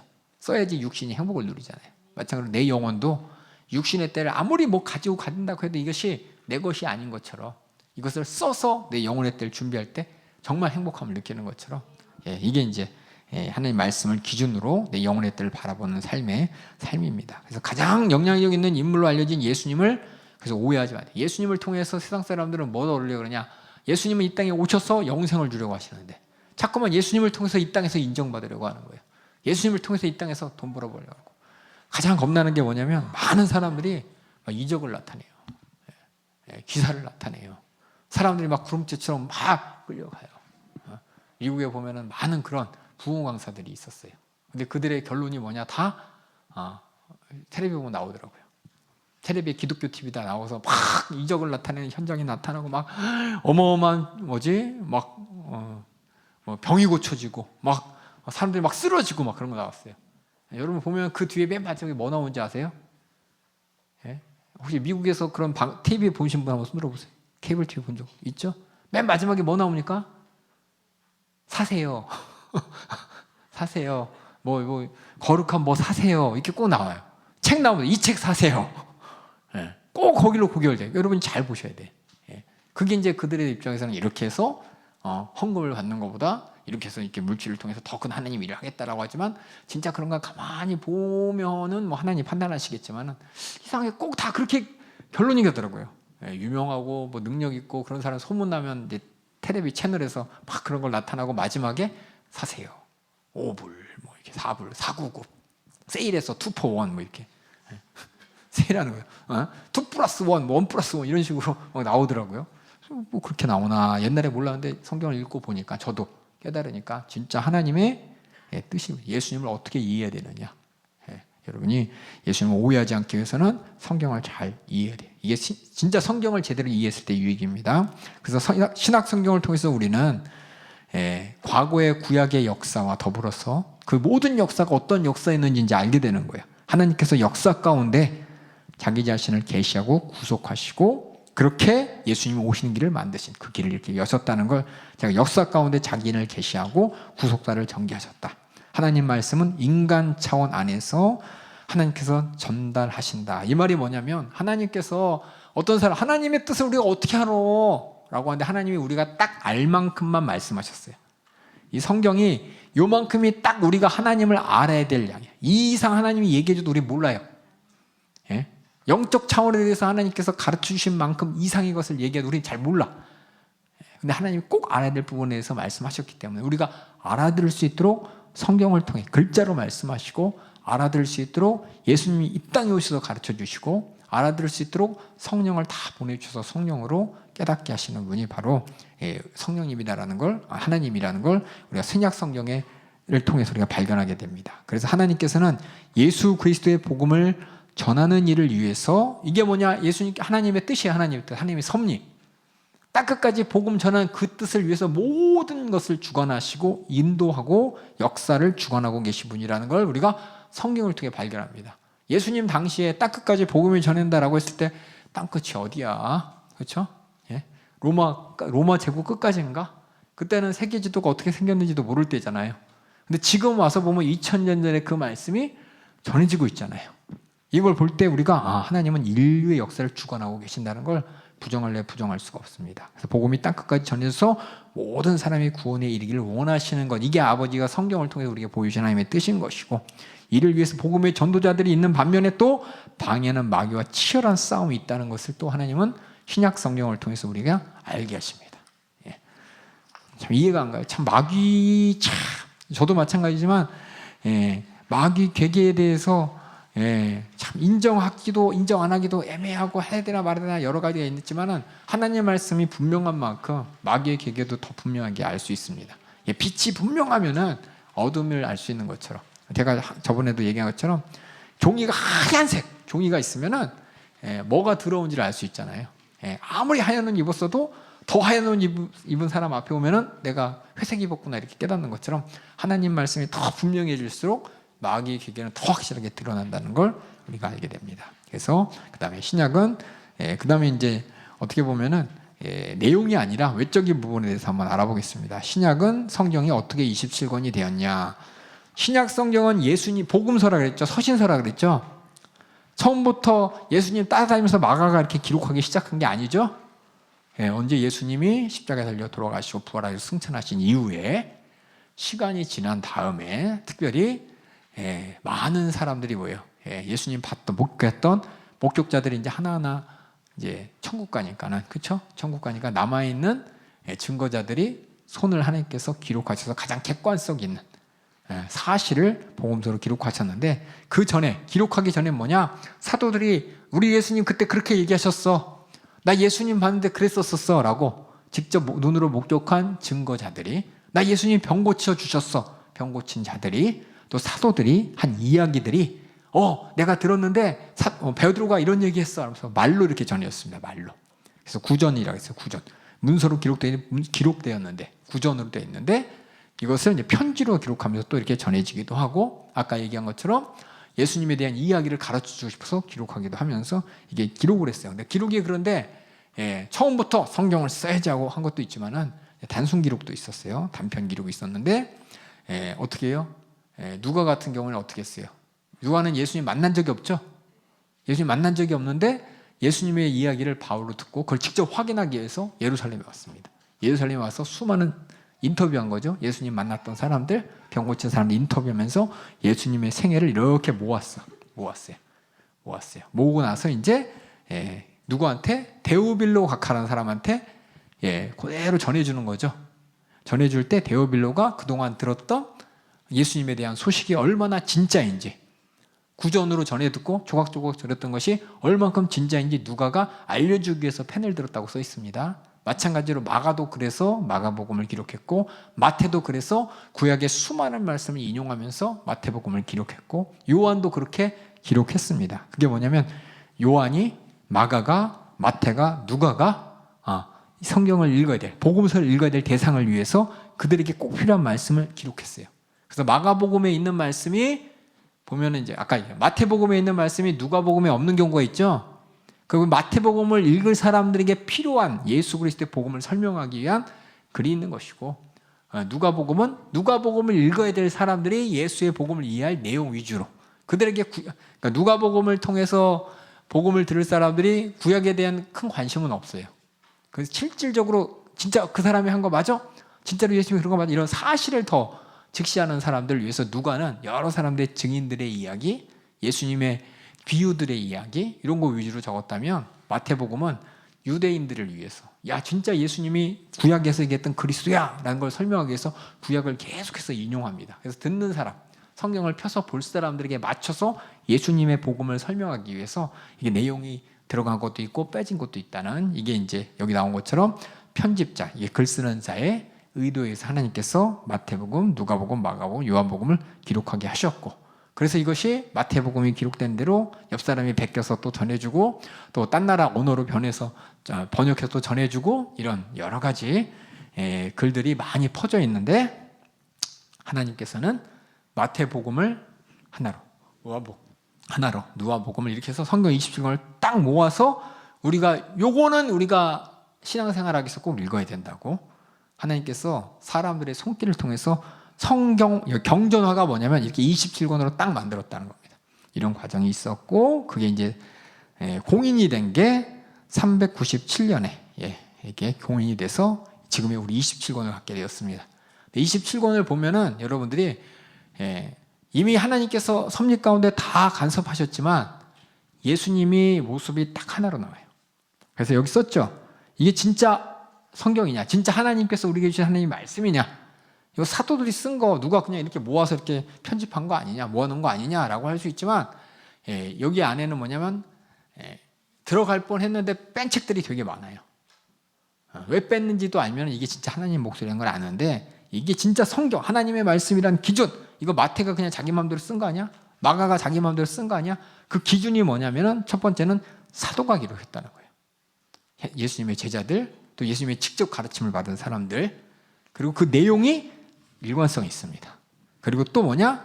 하나님이, 그러니까 영적인 사람은 영적인 걸 안다고, 성령 충만한 사람을 보면서 이건 하나님 말씀하시기 확실하다는 것을, 이건 어떻게 보면은 세상 사람들의 과학적인 방법이 아니라 영적인 하나님의 어떤 감화와 감동에 의해서 27권이 또 이렇게 딱 지어졌다는 것을 나머지를 보면 알 수 있어요. 나머지 보면은 복음서가 우리는 마태, 마가, 누가, 요한 4개죠. 근데 이 복음서 말고 다른 복음서를 발견했습니다. 고고학자들이 가끔 이렇게 얘기를 해요. 유다 복음서 발견했어요. 유다 복음서. 도마 복음서 발견했대요. 그래서 제가 그리고 2000년대 이게 왔다 갔다 할 때 막 난리가 났어요. 새로운 복음서가 발견됐다. 예수님의 제자 도마는 유명하잖아. 예수님의 제자가 이거 복음서 이거 성경에 넣어야 되는 거 아니야? 그리고 사람들이 와영방하는데 안 넣어요. 왜 안 넣냐? 내용을, 말은 도마가 적었다고 했지만 내 복음서에 나온 예수님하고 다른 예수님이 있어요. 내 복음서는 똑같이 어떤 예수님이냐? 우리 죄를 해결하기 이 땅에 대속물로서 죽으신 예수님입니다. 영생을 주시기 위해 이 땅에 오신 예수님이고, 하나님의 진짜 하나님의 아들로서 죄 없으신 분이 십자가 달려 죽으시고 부활하신 예수님이에요. 근데 다른 복음서에 보니까 그 예수님이 아니야. 여기는 어떠냐? 예수님이 말씀하시되는 돼 있는데 착하게 살아라, 서로 사랑해라, 똑같이 있는데, 근데 그게 뭐냐? 윤리적이고 도덕적인 얘기지, 우리 죄를 대속하기 위해 이 땅에 오신 예수가 아닌 공자 같은 예수, 부자 같은 예수가 있는 거예요. 그러니까 그래서 옛날에 그걸 뺀 거야. 뺐는데 그게 기록으로 이렇게 남아져서 어떤 사람이 발견하고서 야, 이게 새로운 복음서가 있다라고 했는데, 이미 경전화가 됐고, 경전화되는 성경화가 됐고, 성경 밖에서 다른 예수이기 때문에 뺀 겁니다. 이렇게 하나님께서는 이걸 보더라도 성경에 예수님의 모습이 일관성 있게 나타날 수 있도록 우리가 꼭 알아야 될 예수님을, 성경을 딱 우리에게 주신 것이지, 다른 예수님 있다고 그거 다 폴랑 속으면 안 돼요. 아시겠어요? 우리가 믿는 예수님이 어떤 분인지 하나님께서는 섭리를 통해서 우리가 꼭 알아야 될 예수님을 수천 년에 걸쳐서 검증해서 우리에게 딱 손에 들려주셨습니다. 우연이 아니에요. 하나님이 하신 일이에요. 근데 뭐 도마복음서나 유다복음서나 뭐 여러 가지 서들 보면 거기는 어떤 하나님의 진심에 대한, 인류 구원을 향한 하나님의 진심의 뜻 말고 다른 얘기들 많이 있어요. 이스라엘 역사 기록돼 있고, 또 예수님의 어떤 행적이 기록돼 있지만 그 행적이 무슨 아까 얘기했지만 4대 성인 같은 그런 예수님의 행적만 기록돼 있고, 그래서 그걸 다 뺐다는 걸 알면서 이거는 뭐냐? 인간의 의도로 기록된 책인 것이고, 하나님의 감동으로 기록된 책은 하나님이 성경으로 이미 우리에게 다 주셨다는 거, 이렇게 아시면 돼요. 그래서 이렇게 마태, 마가, 누가, 요한이라는 복음서, 사도행전이란 역사서, 서신서 중에서 바울 서신서, 일반 서신서. 바울 서신과 일반 서신서의 차이는 뭐냐면요, 바울은 너 받아요. 로마 교회 받으세요. 고린도 교회 받으세요. 데살로니가 교회 받으세요 라면서 누구한테 직접적으로 들어야 될 사람을 지정한 것이 바울 서신서고, 일반 서신서는 누구냐? 나 베드로가 씁니다 하면서 누가 들어야 될지 몰라. 그러니까 모든 초대교인 들으세요. 나 야고보가 씁니다. 모든 초대교인 들으세요. 나 요한이 씁니다. 모든 초대교인 들으세요 라면서 특별히 누구에게 쓴 게 아니라 모두 읽어야 될 서신서라고 해서 일반 서신서라고 합니다. 요거 이제 모르시는 분 있을까 봐 제가 설명하는 거예요. 네, 그래서 이렇게 일반 서신서 있고, 마지막에 요한계시록도 서신서라고 서신서를 할 수 있지만 이제 묵시의 책으로 따로 분류할 수도 있고요. 바울 서신서가 세 부분으로 또 나눠요. 보면 뭐냐면 로마서, 고린도 전후서, 갈라디아서, 데살로니가 전후서에서 4대 교회 서신서라는 게 있고, 그 다음엔 옥중 서신서가 있어요. 4개. 그 다음에 목회 서신서 3개. 예, 이렇게 이제 구분되어 있다는 거 여러분이 알고 계시면은 이렇게 구분만 해도 디모데전서, 디모데후서, 디도서는 목회하는 사람에게 쓴 글이구나라고 할 수 있고, 예, 옥중 서신서 알면 바울이 감옥에서 얼마나 다급한 심정으로 썼을까. 바울의 심정을 알면서 에베소서, 빌립보서, 골로새서, 빌레몬서를 읽을 수가 있습니다. 그래서 이렇게 분류만 해도 정확히는 아니라도 그 편지의 내용이 어떤 내용이 있는지를 우리가 상상할 수가 있어요. 이렇게 신약이 그럼 27권 이렇게 돼 있는 거 이거 진짜 맞아요? 라고 물어본다면, 예, 여기 써 있는 것처럼, 예, 아까 얘기했지만 마가복음이 기록된 걸 딴 사람이 기록하고 또 다른 사람이 번역하고, 그래서 이미 다 퍼져 있어서, 예, 그것을 다 모아보니까 한 5,000개 정도 된대요, 자료들이. 그래서 비교를 막 해봤더니 성경하고 똑같아요. 그래서 우리가 성경이 진짜인 것을 또한 알 수 있어요. 만약 그런 비교분이 없으면 이거 진짜 맞아라고 할 수 있는데, 진짜인 객관적인 증거가 이렇게 많은 사본들이 있어요. 사본들이 마가복음만 해도 수십 권 있고, 번역된 것만 해도 수십 권 있고, 다 모아서 이렇게 비교해 보면 성경에 있는 거하고 똑같아요. 그래서 이렇게 우리가 성경이 진짜 하나님의 말씀인 것이고 정말 변치 않는 그대로 기록됐다는 것을 안에 있는 그 읽어서 성령의 감화 감동으로 말미암아 쓰였다는 것을 영적으로 인식할 수 있지만, 객관적으로 확실한 증거들이 있습니다. 5,000개의 사본이 있고요. 그리고 이 모든 이 기록된 그 사본들이, 시기가 탄소 측정법이 뭐냐 하니까 다 그 당시에 똑같이 쓰여졌다. 나중에 쓰여진 게 아니라 그 당시에 쓰여졌던 책들이고, 또 여러 가지 번역본이 있는데 번역본들도 원본과 똑같은 내용이라는 걸 보면서 신약이 요거는 진짜 제자들이 기록한 하나님의 그들의 손을 통해서 우리에게 주신 하나님의 말씀이라는 것을 분명하게 객관적으로 알 수 있는 게 신약입니다. 그래서 이렇게 말씀드리고요. 그 다음에 또 하나, 아까 얘기했지만 이야기에서 배경 중요하다 그랬죠. 예수님 살던 시대가 어떤 시대냐, 이걸 알아야지 우리가 예수님을 더 잘 이해할 수가 있습니다. 옛날에, 아까 전에 잠깐 세미나하면서 나누는데, 옛날에는 예수님의 성경 이야기 있잖아요. 그래서 예수님이 어떤 모습이냐, 여러분이 이제 카톨릭 교회 그 성화 같은 거 보잖아요. 그렇죠? 예수님이 어떤 모습인지 다 보여요. 백인의 모습으로, 그렇죠? 눈은 파랗고 하얗고 금발에 예수님 나오잖아요. 그게 뭐냐? 예수님이 어떤 분인지 몰라. 머릿속으로 예수님의 모습이 이럴 것이다 이렇게 기록하면서, 예수님의 어떤 에피소드들을 막 옛날에 어떻었어요? 성당에 거울에다가 스테인글라스를 이렇게 그림으로 입어넣기도 하고, 이렇게 그림으로 많이 만들고 또 조각도 하고, 그렇죠? 그래서 예수님이 거의 그냥 항상 얘기하지만 이렇게, 그렇죠? 육체미가 장난이 아니죠, 그렇죠? 키도 크고 잘생기고 피부도 뽀얗고, 근데 실질적으로 그건 예수님이 아니었다는 게 알기가 참 힘들었어요. 그러니까 예수님을 바라볼 때 사람들이 너무 그런 그림에 익숙해지니까 예수님은 그러니까 서양 사람들은 나 같은 사람이었어라고 생각하는 거예요.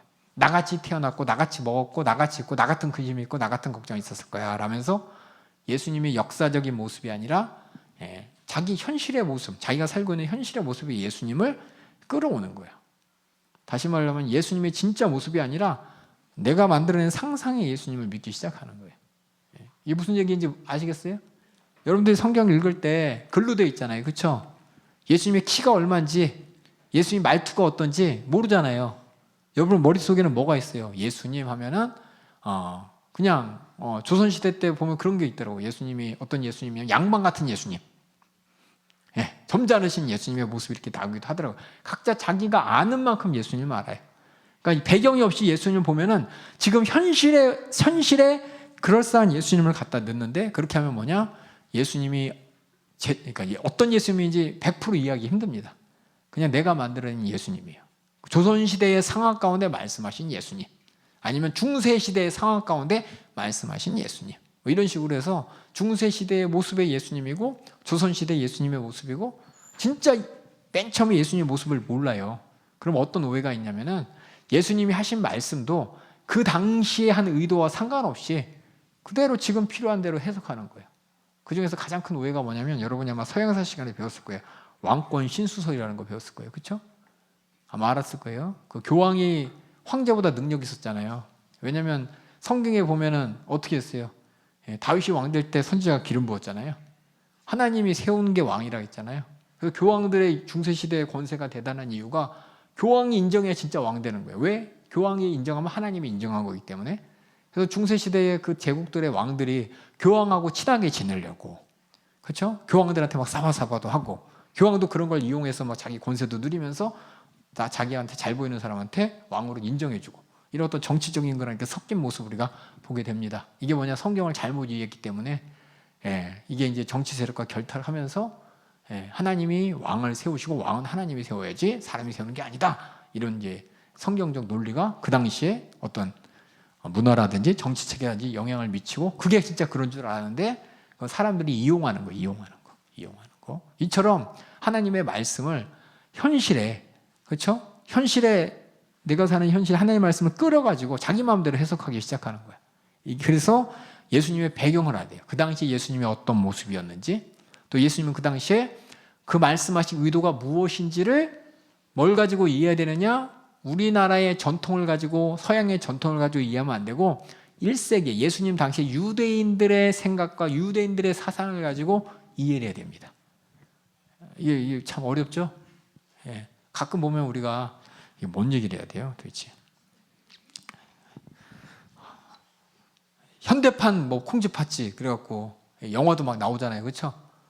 그거하고 옛날 그 한복 입고 있는 콩쥐팥쥐하고 내용이 틀리잖아요, 그렇죠? 막 요새는 막 각색해가고 새로운 의미도 넣고 막 그러는데, 그것처럼 진짜 의미를 알려면 그 당시로 돌아가, 역사적 사료에 근거해서 그걸 이해해야지 이해할 수 있는 것처럼 예수님도 똑같다는 거예요. 예수님 당시의 배경이 어땠는지 옛날에는 몰랐는데, 옛날이 아니라 그 예수님 이후의 시대는 몰랐는데, 아까 얘기했는데 이게 어려울지도 몰라요. 예수님 시대에 대해서 관심을 안 갖고 예수님만 관심이 있었어. 예수님 말씀만 관심이 있었어. 예수님 시대가 어떻든 상관없이 예수님, 그러니까 십자가가 대단해 보여요. 예를 들어서 십자가, 그럼 십자가, 위대한 십자가, 대단한 십자가, 이것만 생각하니까 십자가 자체가 대단한데, 십자가의 진짜 의미는 1세기 예수님 당시 돌아가실 때 십자가의 의미는 보면 안 되는 거예요, 그렇죠? 그 십자가에 매달리면은 가족이 그냥 3, 4대가 그냥 저주받은 가정이 되는 그런 십자가라는 것이 세상 사람들은 몰랐죠. 중세시대 때는 그 1세대 배경을 모르니까 다 십자가 목걸이 차고, 그렇죠? 십자가에다 예수님 달아가지고 또 차기도 하고, 교회에다가 십자가를 매다는데 그 십자가가 번쩍번쩍 화려하고, 나무 십자가 아니라 막 금 십자가, 막 치장된 십자가, 교황들이 들고 있는 십자가는 막 보석이 박히고 막 난리난 십자가, 그렇죠? 이게 뭐냐면 십자가의 위대함을 그냥 자기 방식대로 표현한 거야. 근데 그 진짜 십자가는 뭐냐? 저주의 나무 십자가였죠. 그래야 예수님이 우리의 대속물로서 죽으신 그 처참한 죽음을 우리가 보고 경험할 수 있는데, 그래서 뭐냐? 그 당시 상황이 중요하다는 겁니다. 그래서 그 당시 배경에 대해서 제가 잠깐 한번 살펴보고 싶어서 이렇게 쭉 적었는데, 한 장에 걸쳐서, 두 장에 걸쳐서 이렇게 쭉 돼 있는데, 이거 언제 하지? 그렇네. 한번 읽어보겠습니다. 시간이 얼마 안 남아가지고. 자, 그래서 이제 배경이 중요하다는, 아까 얘기했지만은 여기 아까 이야기하면서 인물 사건 배경했잖아요. 성경을 이해하기 위해서, 예수님을 이해하기 위해서, 신약을 이해하기 위해서 가장 중요한 게 예수님께서 이 땅에 오셨던 그 당시 상황이 어떤 상황이었냐, 초대교회에서 복음이 전해지던 상황이 어떤 상황이었냐, 이게 중요하다는 겁니다. 그래서 신약 시대의 역사적 배경이 중요한 이유는 성경은 철저하게 역사적 배경 속에서 일어난 사건을 기록한 하나님의 말씀입니다. 그렇기 때문에 신약 성경은 다른 이방 종교들의 경전처럼 그저 인간의 사상과 상상력에 의한 신화나 전설의 바탕을 둔 내용이 아니라 처음부터 끝까지 역사 속에 나타난 예수 그리스도의 구원의 사역과 아울러 역사 가운데 섭리를 이루신 하나님의 주권을 이해하고 있습니다. 그래서 그 당시로 돌아가야 돼요. 당시로 돌아가서 예수님을 바라봐야 돼요. 그래서 옛날에 그런 만화 있었잖아요. 어떤 성경 속 뭐 어떤 영화였죠? 성경으로 속으로 쑥 들어가는 어떤 만화책 있었잖아요. 저 어렸을 때 봤던 그 만화 비디오 보면은 비디오 빌려서 교회 가면 교회에서 보여주는 그 비디오 있었어요. 무슨 바이블이었는데 까먹었네. 성경 속으로 쑥 들어가는 그게 필요하기 때문에 그런 만화가 나왔던 것 같아요. 성경적인 의사소통을 잘 알아야 됩니다. 성경 기록된 당시하고 지금하고는 이제 많이 틀린 게 뭐냐면 옛날에는 이제 항편적인 예로 뭐냐면 지금은 이제 지금은 아니죠. 제가 이거 작성하고 불과 10년 전 사이에 시간이 확 변했어. 세상이 너무 변했어요. 옛날에는 텔레비밖에 없었잖아요. 스마트폰 나오기 전에 최고의 권위는 텔레비였고 라디오였고 신문이었잖아요.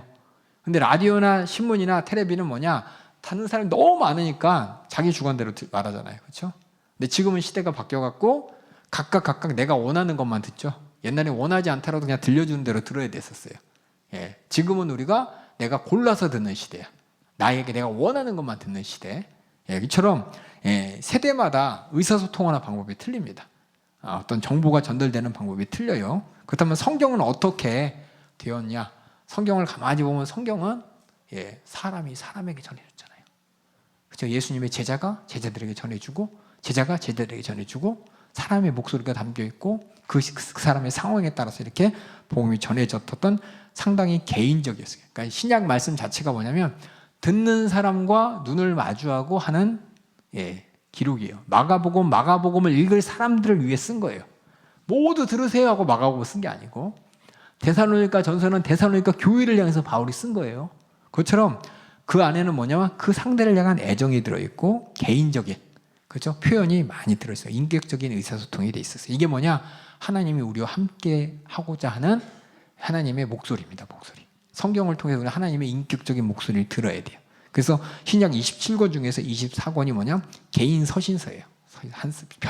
편지는 벽에다 붙이는 벽보가 아니잖아요. 그렇죠? 읽을 사람들의 사정에 맞게 쓴 겁니다. 그리고 복음서도 예수 그리스도의 개인적인 생애와 사역에 대해서 기록한 것을 우리가 알 수 있습니다. 그래서 예수님은 그래서 뭐냐? 그 시기를 잘 알아야 돼요. 상황이 어떤지를 알아야 돼요. 예수님은 특정한 시기에 특정한 장소에 나타나셨습니다. 그래서 특정한 시대, 1세기 로마 시대, 팔레스타인 지역이 어떻게 생겼냐? 그래서 팔레스타인의 지형을 알고 날씨를 알고 지리를 알고 문화를 알고 역사를 알아야 된다고 우리 예수님께서 우리 담임 목사님 말씀하실 때 그 신부 얘기할 때 그렇죠? 그 당시에 유대인들의 결혼 풍습을 알아야지 우리가 신부로서 신랑 대신 예수님 기다리는 그 심정과 마음을 알 수 있다고 얘기한 것처럼 그 시대를 알아요. 시대를. 그래서 시간적으로는 아우구스투가 다스리는 로마 시대, 공간적으로는 팔레스타인이라는 특정 지역의 나사렛 출신 예수라는 실존 인물이 오신 이야기. 이게 예수님의 이야기입니다. 그 밑에는 뭐가 써있냐? 그래서 텍스트는 컨텍스트와 함께 이해된다 이런 말을 썼어요. 둘 다 텍스트인데 컨자가 붙었죠. 이게 의미가 뭐냐면 글은 성경책이라는 이 글을 쓰여질 당시에 역사적, 정치사회, 문화적 배경과 함께 이해돼야 된다라는 얘기입니다. 그래서 왜 저는 이제 이걸 몰랐을 때 헤롯 땅 얘기 들었을 때 아니 헤롯 땅들이 왜 예수님을 싫어하지? 그냥 이방인들이 왜 예수님을 싫어하지? 그렇게 얘기했어요. 헤롯 땅은 헤롯의 부하인 줄 알았어요. 헤롯을 지지하는 정치 세력인 줄 알았어요. 근데 성경의 이런 배경을 가만히 보면 헤롯 땅이 누구냐?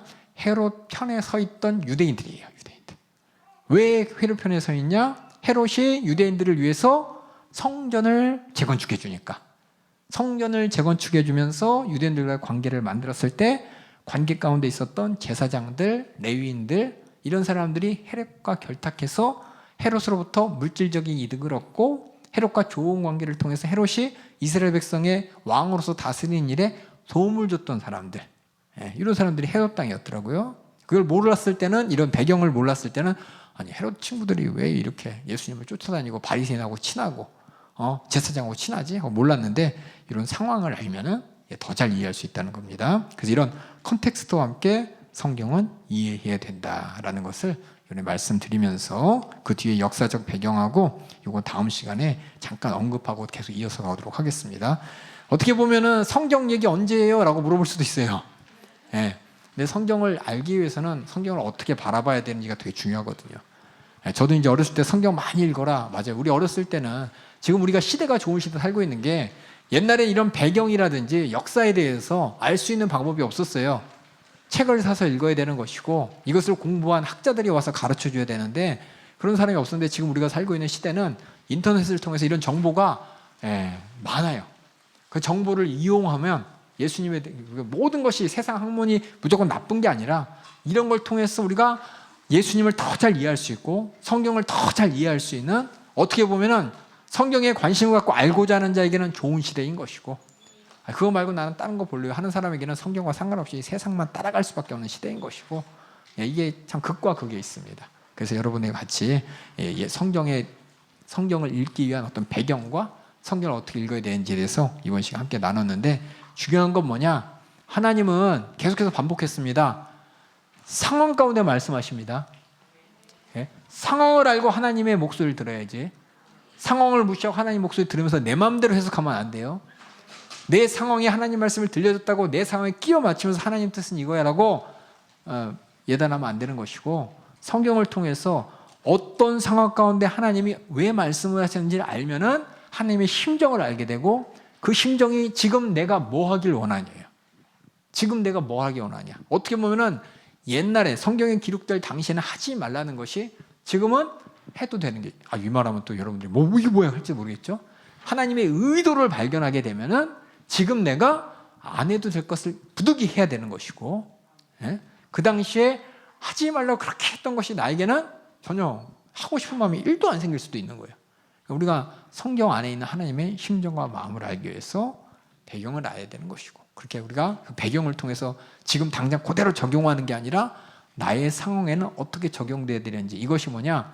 하나님의 마음을 가지고 성경을 기록한 성령님이 내 안에서 깨닫게 하십니다. 어떻게? 인격적인 하나님을 상대로. 제가 여러 번 말씀, 아까 전에 우리 어머니가 자식, 야 밥이 넘어가냐 아까 얘기했죠. 그걸 어떻게 바라보느냐예요. 상황을 알고 보라보면은 밥이 넘어가냐가 아니라, 아버지, 엄마 그 말대꾸를 하죠. 밥 먹으라고 밥 차려놓고 나 밥이 넘어가냐면 이게 말이 됩니까? 라고 자식들이 욱하고 올라올지 모르지만은 그 상황을 잘 알고 그 상황 가운데서 말하는 그 엄마의 심정을 알면은 먹으면서 잘못한 마음을 들겠죠. 내가 엄마한테 얼마나 잘못했어요, 얼마나 마음이 속했어, 이런 말 있게 하셨냐, 그래서 엄마 잘못했어요, 이런 마음이 철든 자식이 있겠죠. 이런 상황을 바라보게 됐을 때는 뭐냐? 야, 나는 절대 저러면 안 되겠다 라는 마음을 들고 부모님을 사랑하고 부모님 말 속 안 쓰기 위해서 일찍 들어오고, 시키지 않은 것도 하고, 공부 더 열심히 하고, 걱정 끼치 않으려고 내가 내 인생 잘 관리하고, 엄마가 걱정할 일은 이 아예 안 하고, 이런 것처럼 우리가 심정을 알면은 내가 뭘 해야 되는지를 알게 됩니다. 그래서 우리는 성경을 통해서 하나님의 마음을 알면 하나님의 인격을 만나는 것이고, 그 성령이 기록하셨고 성령이 깨닫게 하십니다. 그래서 성령 충만 하는 게 여러분들이 그냥 막연하게 그냥 뭔지 모르고 그냥 분위기가 업되는 게 아니라 하나님의 마음이 내 안에 꽉 찬 거예요. 하나님을 의식하는 게 내 안에 꽉 찬 겁니다. 하나님을 하나님으로 인정하고 하나님의 사랑 안에서 내가 어떻게 하나님 앞에 예배 시간에 늦을 수가 있어. 내가 어떻게 하나님 앞에 인색할 수가 있어. 걸어 다니면서 성전에 이런 쓰레기 있으면 내가 이걸 줍지 않으면 견딜 수 없는, 어떻게 하나님의 성전이 이렇게 들어올 수가 있어. 누가 시키지 않아도 내가 할 수 있는, 이게 뭐냐? 내 안에서 하나님을 인격적으로 만난 사람의 모습인 것이고, 성경을 통해서 그 하나님을 만난 사람의 모습입니다. 이렇게 하나님을 기쁘시게 할 수 있도록 우리 모든 성도들이 하나님의 성경을 잘 이해할 수 있는, 그래서 하나님을 뜨겁게 만난 우리 모두가 되길 주님의 이름으로 축원합니다.